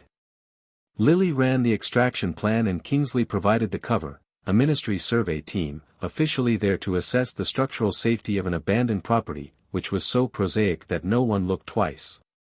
Harry was not supposed to be there. He was there anyway. He'd come with Sirius, who had officially also not been invited and who had therefore shown up at the apparition point outside Little Hangleton at 8 in the morning with a look of complete innocence that Moody assessed for approximately 4 seconds before deciding it wasn't worth the argument. "You're both staying back," James said. "Obviously," Harry said. "I mean it," James said. "Dad," Harry said. "I'm 13. I destroyed a Horcrux in a chamber underneath Hogwarts while a basilisk was in the room with me. I can stand in a field while you go into a shack." James looked at his son. Then at Sirius. "You were supposed to talk him out of coming," James said to Sirius. "I tried," Sirius said, with the expression of a man who had not tried. "You absolutely did not. Go get the ring, James," Moody said. The shack was unremarkable and terrible in the specific way of places where very dark things had happened a long time ago and the darkness had soaked in. Moody's eye swept it thoroughly before anyone entered, cataloging traps. There were 3, all of them old and sophisticated and almost certainly Voldemort's own design from a visit decades ago. Lily dismantled the traps with the efficiency that came from 4 years of dedicated study of dark magic theory applied to practical problem solving, and Harry watched from the tree line and found he was not worried. He was aware that not being worried was itself interesting, that the confidence in his parents' competence was complete and unperformed, a fact of his interior landscape. The ring was under the floor of the shack's main room, in a stone recess sealed with a curse so old it had calcified into something that was more structural than magical. It had been there so long it was practically part of the building. Lily broke it. James extracted the ring. Even at a distance Harry could feel it, the same wrongness as the diary but older, denser, more certain of itself. A gold ring with a black stone set in it, the stone engraved with what he recognized from Lily's research as the Peveril family crest. Basilisk venom, again. Prepared this time, brought in a sealed vial by Snape, who had apparently agreed to provide ongoing extraction services for the Horcrux destruction program with minimal commentary and maximum technical precision. The ring cracked. The wrongness went out of it like a held breath releasing. Moody kicked the remains into the grass. "4 down," James said. He was looking at Harry across the field. "Diary, ring," Harry said. "2 down." "4," James said. "We got 2 more in February." Harry stared. "The locket," Lily said, coming out of the shack. "The cave on the coast. Your father and Sirius retrieved it 3 weeks ago. And the cup, Kingsley arranged access to Bellatrix's vault through a legal process that I won't explain in detail but which Dumbledore supported." She brushed stone dust off her robes. 2 more destroyed. Snape's venom. Harry looked at his parents. At Sirius, grinning from the tree line. At Moody, who was examining the broken ring with his magical eye and the satisfaction of a man ticking items off a very old list. "You didn't tell me," Harry said. "You were at school," Lily said. "With your exams."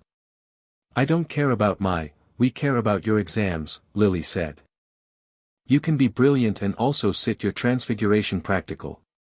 "Mum, the information was time-sensitive and the opportunity window for the vault was specific and you were in your History of Magic OWL revision," James said.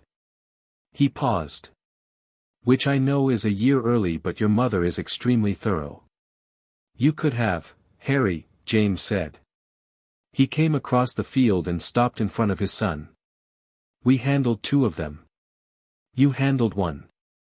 We're not keeping score, we're ending this. And you being at school and focused and safe while we work the adult parts of it," he stopped. "Look. I know you're not, I know you don't need protecting the way other kids need protecting. I know that. But you're 13, and we're your parents, and sometimes we're going to do things so you don't have to, and that's not a slight on your capability. It's us getting to be your parents. Okay?" Harry stood in a field outside Little Hangleton and looked at his father and thought about the attic and the cold garden and 5 years of dreaming about Greenlight, and about every day of the past 7 years since he'd come back and what it had built. "Okay," he said. "Thank you," James said. "But I'm involved in the diadem," Harry said. "Obviously," James said. "And the snake." "That one we'll need to discuss," James said. "Because the snake is Voldemort's familiar, which means the snake is wherever Voldemort is, which means we do it at the end," Harry said. "The snake and Voldemort together." "Yes," James said. "And I'm there for that." A pause. "Yes," James said, and the word carried everything. The diadem was in the room of requirement. Harry found it in May of his 3rd year during a Hogwarts evening when the castle was wet with spring rain and most people were inside, and he walked the 7th-floor corridor 3 times thinking about something he needed, a place to find a lost thing, and the door appeared. The room was vast and stacked with centuries of accumulated lost objects, furniture and books and clothing and equipment from 1,000 years of students and teachers leaving things behind. The diadem was on a bust near the back, exactly where he'd expected it, in the logic of things that had settled into their natural positions over a very long time. He picked it up. The wrongness was there, same quality as the others, but fainter. Either this one was older or the Horcrux within it was thinner, less sustained, like the difference between a shout and a murmur. He had the venom vial in his pocket. Snape had given him 2 weeks ago with no ceremony and no commentary except, the concentration is slightly higher than the previous batch. Adjust your handling accordingly. He drove the fong into the diadem. The room flashed once, blue-white, like a summer lightning strike, and went still. Harry put the destroyed diadem in his bag. He sat down on an old chair that had been there since approximately the 16th century and thought about the shape of what remained. 1 Horcrux. Nagini, Voldemort's snake, his familiar, wherever Voldemort was. And Voldemort himself. The scar was clear. His scar was just a scar. The connection between them, the thread that had run hot and cold throughout his life, the thing that had given him parcel-tongue and bone-deep instincts and very bad dreams, was severed. Voldemort couldn't feel him anymore. Couldn't locate him through the connection. The advantage that the connection had given Voldemort was gone. What remained was the parallel problem, Voldemort rebuilding toward a resurrection ritual, the Horcruxes down to one, the snake alive and close to its master, and the question of when and where the final confrontation came. Harry pulled out his journal and opened it. He turned to the last page of active notes and read through what was there, the map of the terrain that had evolved over 7 years from a 6-page sketch to something considerably more complex. He knew more now than Dumbledore had known at the same stage of the original timeline. He knew the locations. He knew the methods. He knew the political landscape and the players in it and the alliances that held and the ones that didn't. And he knew Voldemort, not personally, but structurally. The way you knew an opponent by their pattern. Voldemort's strength was absolute certainty. His weakness was the same. A man who was certain of his own invincibility made specific kinds of mistakes. He didn't plan for the variable because he didn't believe variables existed in the shape that actually mattered. The variable, this time, was not a dying prophecy and a desperate mother's sacrifice. The variable was a boy who had spent his entire life preparing for exactly this. Harry closed the journal. He got up and went to dinner. The summer before 4th year was when Voldemort moved. Not the full resurrection, not yet. But he moved from passive reconstruction to active positioning, and the first sign was the disappearance of 3 ministry officials in 4 days in mid-July, each one pulled from their ordinary lives without trace or warning, each one connected through Kingsley's mapping to the network of former Death Eaters who had been lying low since Pettigrew's testimony. The Order convened an emergency session at Grimmauld Place on the 17th of July. Harry was not excluded from this one. He sat at the table, the full table, every Order member, Dumbledore at one end and Moody at the other and James and Lily and Sirius and Remus along the sides, with Kingsley and Tonks, who had joined 18 months ago and was the most adaptable person Harry had ever met, and the Weasley twins, who had been brought in 6 months ago and who possessed a specific operational creativity that the Order had been missing, and he listened and spoke when he had something to say. Which was often. "He's not ready for the ritual," Harry said, after Moody had finished the operational briefing. "The components aren't assembled. The disappearances are set up, he's positioning his assets before he moves, making sure his people are where he needs them." "How can you be sure he's not ready?" Moody asked. "Because the graveyard is still clean," Harry said. "The monitoring hasn't flagged the Riddle grave. He needs his father's bone, that's the anchor for the ritual location. He hasn't moved on it yet, which means he's not ready." "He might move on multiple things simultaneously," Remus said. "He won't," Harry said. "The ritual requires specific sequencing. The grave is the first component, not the last. Until the grave is disturbed, nothing else has started." He looked at Moody. "Double the monitoring. Not just the grave, the road, the village, everything within a mile radius. The moment anything changes, we have our window." "Our window for what?" Tonks asked. "To end it before the ritual completes," Harry said. "The ritual takes time. There's a sequence. If we can interrupt the sequence at the right point, if we interrupt it too early he retreats and tries again," Lily said. "If we interrupt too late the resurrection completes and we're fighting a fully restored Voldemort." "So we need the exact right moment," Kingsley said. "Yes," Harry said. "The exact right moment in a situation we don't control," Kingsley said. "We can position for it," Harry said. "We know the location. We know the ritual. We can stage people in advance and hold them ready." He paused. "I need to be there." James, sitting beside Harry, said nothing for a moment. "You're 14, Sirius said. "In September," Harry said. "Currently I'm 13. "That's not better," Sirius said. "I need to be there," Harry said, addressing the table rather than Sirius, because Voldemort will use my blood if he can. The ritual calls for an enemy's blood, the blood of Harry Potter specifically, given everything I've been to him and everything he's invested in me. If I'm not there, he uses someone else's blood and the ritual is weaker. He'll still be restored, but incompletely. Incompletely restored is still, Remus started. It's not enough, Harry said. We need him fully present. All of him in one place, all the way out of the dark and into a body, so we can end it cleanly. An incomplete resurrection leaves remnants, leaves fragments, leaves the possibility of another 40 years of someone else stumbling on whatever's left and starting the whole thing over. The table was very quiet. He's right, Lily said. James looked at his wife. He's right, she said again, steady. The logic is sound. We need the ritual to complete before we interrupt it.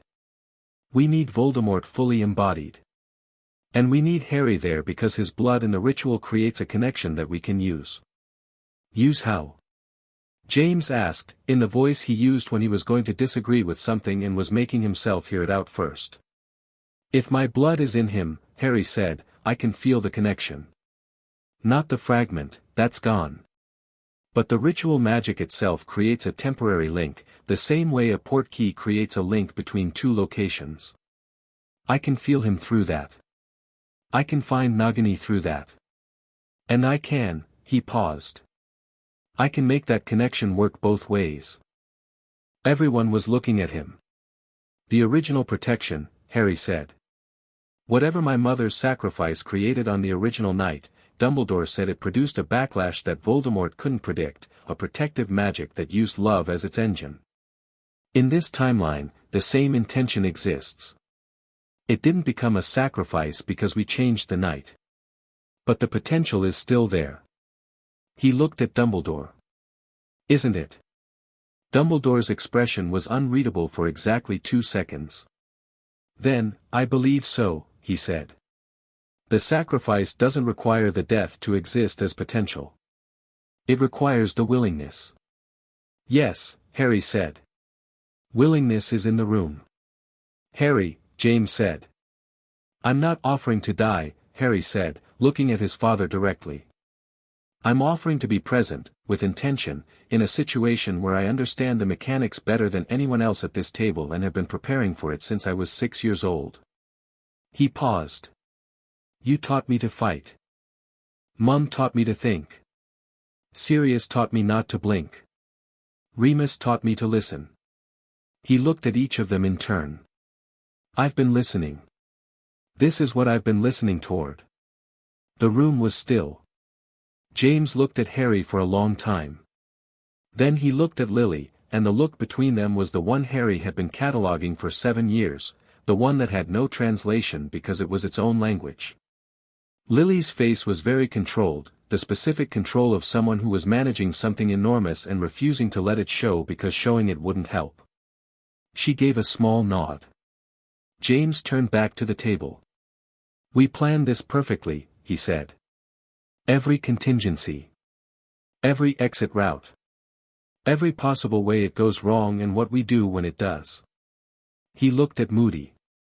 We're not winging this. Never planned to, Moody said, with the dry satisfaction of a man who had waited a long time to plan the right operation. And Harry is not on his own, James said.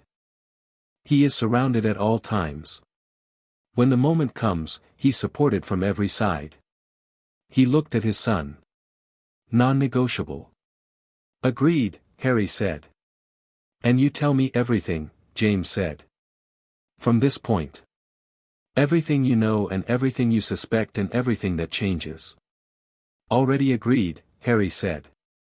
Right, James said, and something shifted in the room, something settled, like a decision made and accepted, and then everyone was leaning over maps and talking simultaneously and the planning began. They waited 46 days.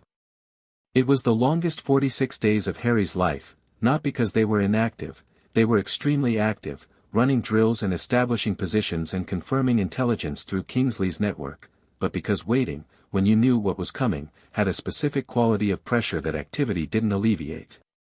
He went back to Grimmauld Place for the duration. Hermione and Ron came too, after consultations with their respective families that Harry was not present for but which he understood, from the quality of their subsequent presence, had involved difficult conversations about choice and risk and the right to participate in things larger than yourself. Hermione had apparently made her case to her parents in full, with documentation. Her parents were Muggles and the documentation had required some context. They'd been silent for a very long time. Then her father had said, "You've already decided, haven't you?" And Hermione had said, "Yes." And her father had said, "Then I trust you." Which was the best possible answer? Ron's situation was simpler in form and more complex in content. His entire family was already involved at various levels, his mother was terrified for all of them at once, and the conversation had apparently ended with Molly Weasley in tears and Ron saying, "Mum, I can't not be there. You know I can't," and Molly saying nothing for a moment and then pulling him into a hug that lasted a considerable time and then telling him to eat something. The three of them spent the 46 days in a rhythm at Grimmauld Place, mornings of training with James and Sirius, afternoons of theory and planning, evenings of something resembling ordinary life because Lily had been firm on the subject of ordinary life and its necessity. Chess. Bad exploding snap. Books. Sirius's cooking, which had improved significantly over the years and was now only occasionally disastrous. The Weasley twins visiting and being impossible and brilliant in equal measure. Neville came for a week. He was taller than Harry now, and broader, and the boy from first year who'd needed permission to exist had become something considerably more confident, not because his circumstances had changed dramatically but because the people around him had consistently treated him as what he was. He sat with Harry in the kitchen on the third evening of his visit and said, "You're going to end this soon, aren't you?" "Yes," Harry said. "Good," Neville said simply. He was quiet for a moment. "You know the prophecy might apply to me too." Harry had known. He'd known since the storage room, since the word Longbottom had been said in the same sentence as the one with the power, since the ambiguity of the prophecy's wording. He'd never said anything about it, because the prophecy's function in this timeline was different from the original. It existed, Voldemort knew of it, but the sequence of events had diverged enough that Voldemort's relationship to it was uncertain. "I know," Harry said. "I'm not asking to, I'm not trying to insert myself into something that's yours," Neville said. "I just think you should know I'm aware of it. And that if there's ever a point where that matters, where that doubles something, where having two of us who fit the prophecy changes the shape of things, I'm there." Harry looked at Neville. "I know," he said. "Good," Neville said. They went back to chess. The monitoring flagged the Riddle grave on August the 29th. Midnight. The wards that Moody had layered around the graveyard in Little Hangleton registered magical contact, specific, deliberate, the sense of a very powerful presence standing over the grave of Thomas Riddle and doing something ancient and wrong with a bone that had been in the ground for 60 years. The signal reached Grimmauld Place in under 4 minutes. The order assembled in under 10. Harry had slept fully dressed. Not from drama, from practicality. He'd been sleeping fully dressed for the past 2 weeks because the activation could come at any hour and being ready was not a gesture, it was a choice you made before the moment required it. James had noticed this 3 days in and started doing the same, and Sirius the day after that, and Lily had said nothing and also been sleeping fully dressed. They operate in waves, Moody leading the first group to the staging positions outside the village, James and Lily with Harry and Ron and Hermione in the second group, Sirius and Remus and Kingsley and the twins in the third. They came in under silence and cover, disillusionment, muggle-repelling charms, sound dampeners, and took their positions with the precision of a plan that had been rehearsed until it was automatic. The graveyard was in the center of Little Hangleton, the village dark around it, the September night cold and clear. A low stone wall ran around it, and beyond the wall the graves were visible in the moonlight, old ones, leaning, and newer ones near the back, and the Riddle grave prominent, large stone, family money evident even in death. Harry looked over the wall from his position at the eastern boundary. Peter Pettigrew was in the graveyard. Or what remained of Peter Pettigrew, He'd escaped the supervised custody arrangement 3 months ago, in a disappearance that Harry had predicted and that had caused significant argument at the time about the terms of his deal. Pettigrew was here because Pettigrew was always where Voldemort needed him to be.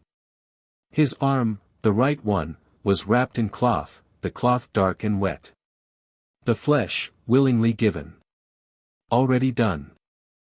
And in Pettigrew's other arm, wrapped in dark cloth, something that pulsed with malevolent life, something that had a face and a consciousness and a will, sustained in a form that was barely a form, pressing against the edges of its temporary vessel with the force of something that had been reduced to almost nothing and had absolutely refused to accept that reduction. Voldemort. Not yet embodied. Nearly complete. Harry felt the ritual beginning the way he felt all dark magic, in the space between his shoulder blades first, then in his sternum, then everywhere at once, a wrongness that was enormous in scale, the biggest thing he'd felt since the garden at Godric's Hollow, the biggest thing he'd felt ever. He looked back at his father. James was 3 feet behind him, crouched against the wall, his face doing the thing Harry had been cataloging since the beginning, the rapid clear assessment, the decision made and settled, the total readiness. He held Harry's look for a moment. Nodded once. Harry turned back to the graveyard. He stood up. He climbed over the wall. He walked into the graveyard. Pettigrew saw him first. The little man's face, even disfigured by years of fear and a self-inflicted wound, registered something when he saw Harry, something that was almost relief, which was its own terrible thing, that the person you'd betrayed walking into the situation you'd built was somehow a relief. Harry Potter, Pettigrew said, in a voice that shook. Peter, Harry said. He wasn't angry. He'd moved past the version of the situation where anger was the appropriate register. He was calm in the way that wide spaces were calm, not empty, but large enough that disturbance didn't fill them. You don't have to do this. I do, Pettigrew said. You don't, Harry said. He's nearly gone. The Horcruxes are destroyed, all but the snake, and the snake goes tonight. He has no safe harbor. He has no resurrection if you step away. Pettigrew looked at what he was holding. He'll kill me, Pettigrew whispered. If he's embodied, yes, Harry said. Step away and he can't.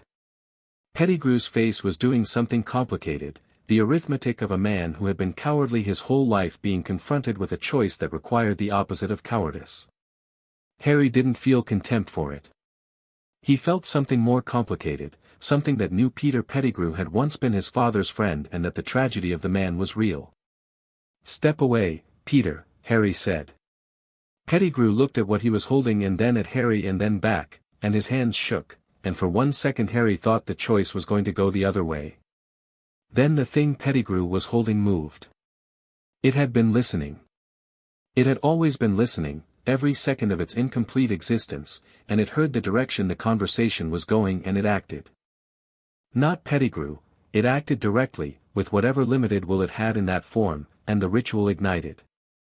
The graveyard went white. Harry had time to think, too early, it's too early, the snake isn't, and then the world was moving very fast. The ritual was a pillar of dark light centered on the riddle grave, and at the center of the pillar something was forming, pulling itself together from the components assembled, from the bone and the blood that Pettigrew had spilled before Harry arrived, assembling a body with the urgent terrible speed of something that had been waiting a very long time. The light was wrong, a dark bright that hurt to look at, and Harry looked at it anyway. Behind him, over the wall, he heard the order moving. Too far.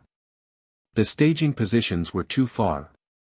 He'd walked into the graveyard alone and the ritual had moved faster than projected and the order was 40 seconds away and 40 seconds was going to be, something landed beside him with a crack. James. His father had not waited for the signal, had not held to the plan, had come over the wall the moment Harry moved because James Potter had very clear priorities about what mattered more than operational timing when his son was walking into an igniting ritual circle. Lily came over the wall 10 seconds after that. Sirius was right behind her. And then, over the wall from the other side, the north boundary, Moody, Kingsley, Remus, and the others, converging from every direction. Harry stood at the edge of the ritual circle and felt the connection form as the blood component activated, felt it like a wire going taut between himself and the thing forming in the pillar, the thing that had his blood in it now, the link that the ritual had created. He could feel Voldemort through it.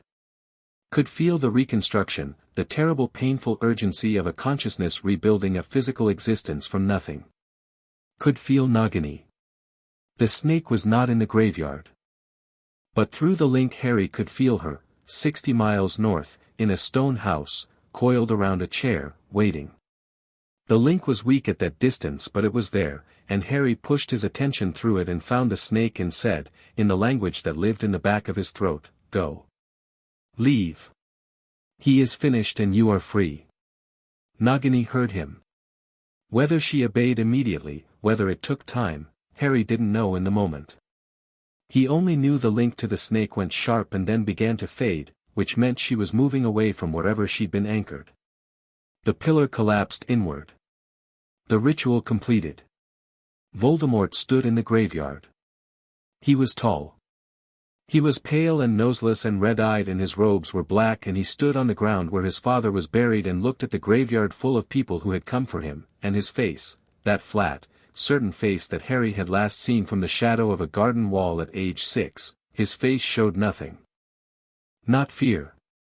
Not surprise. Not the affronted disbelief he'd shown when Harry threw the stone. Just certainty. Absolute, unrevised, invulnerable certainty. "Harry Potter," Voldemort said. His voice was flat and carrying, the same register as memory. "Lord Voldemort," Harry said, and did not prefix it with anything, no dread, no uncertainty, and said the name like it was a name, because it was a name, because names only had power when you gave them power and Harry had decided years ago not to. Voldemort looked at him across the graveyard. "The boy who made himself an anomaly," Voldemort said. "I wondered when we would finally meet properly. I have been following the thread for a very long time." "I know," Harry said. "I've been following yours." "You destroyed my Horcruxes," Voldemort said. "Yes," Harry said. "All of them," Voldemort said. Not a question, a man doing mental arithmetic and arriving at a conclusion. "All of them," Harry confirmed. Something moved in the red eyes. Not the affronted disbelief from the garden, something different, something more considered, a deep intelligence rearranging itself around a new topology of the situation.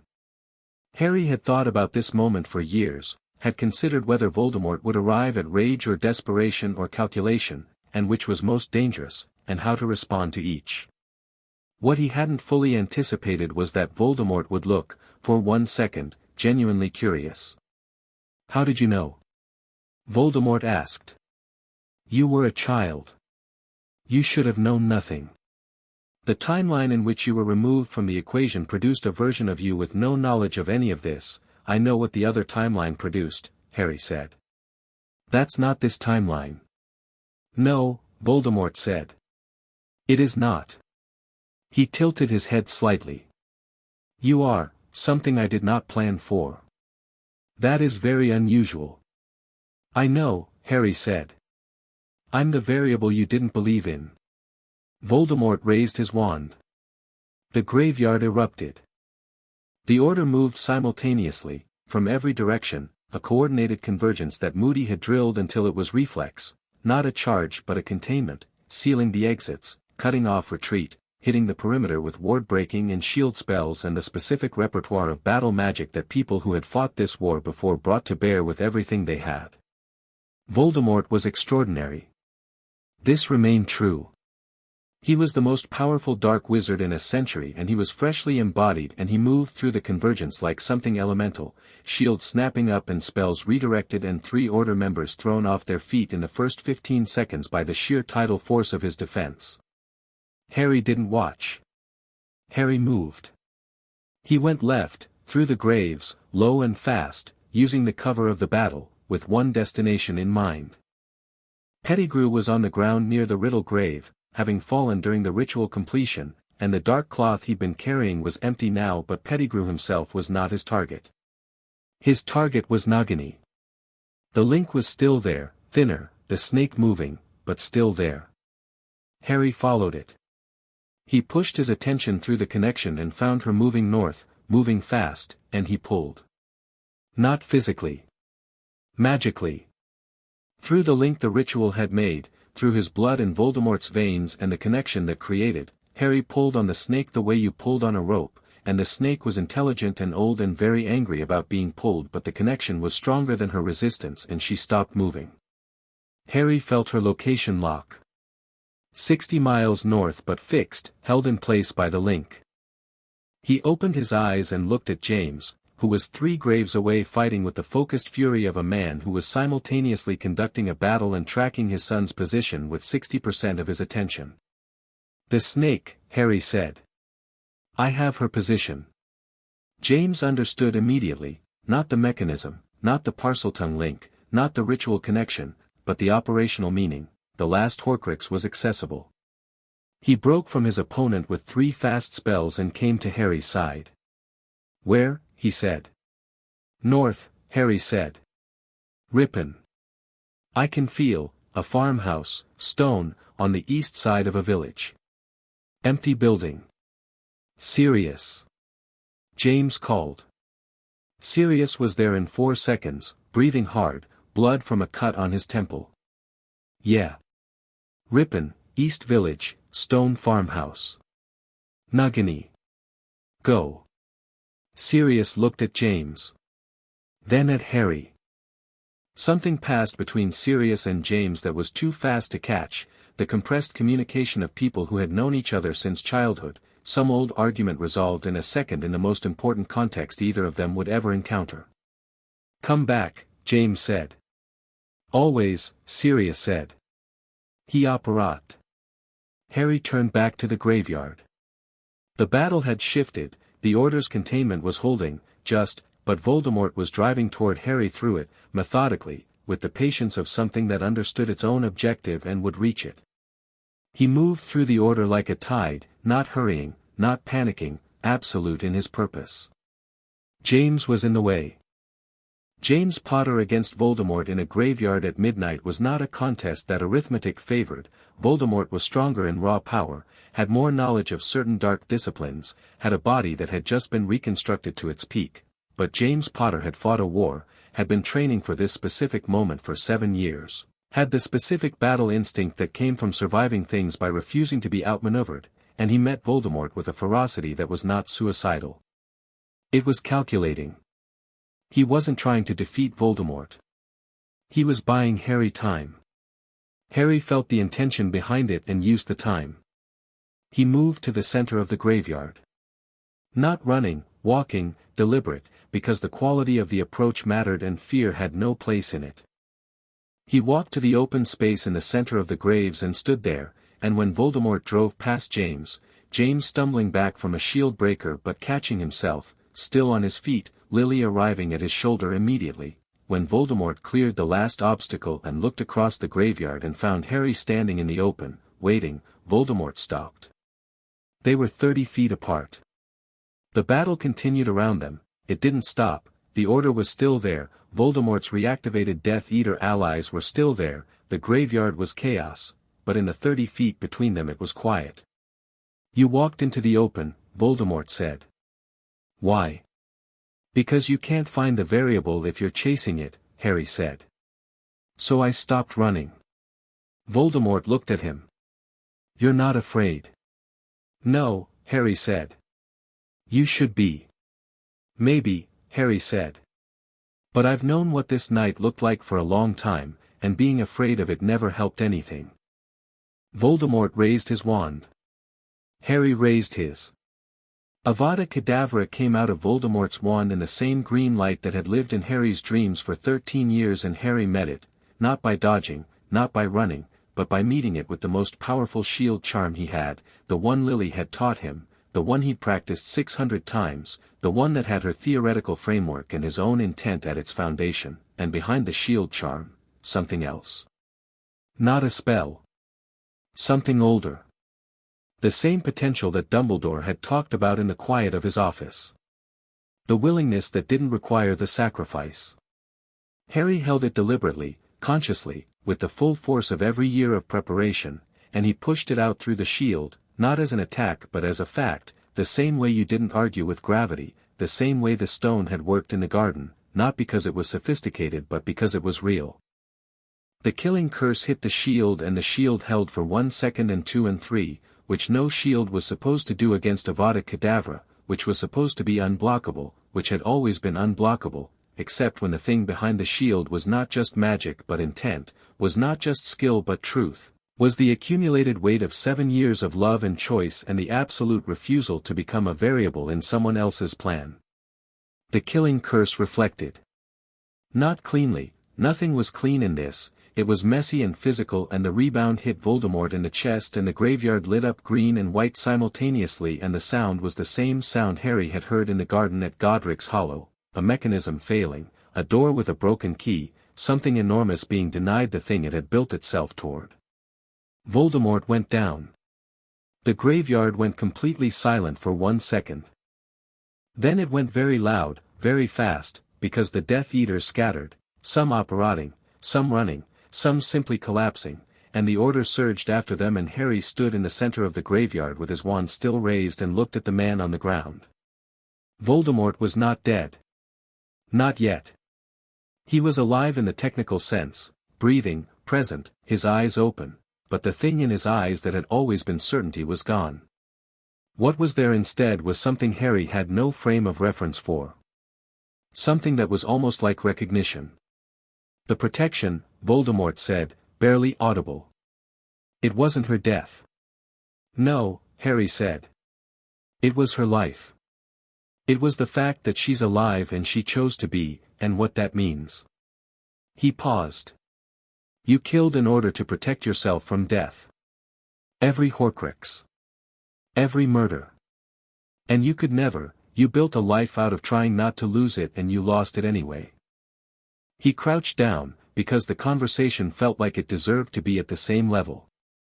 Is there anything left?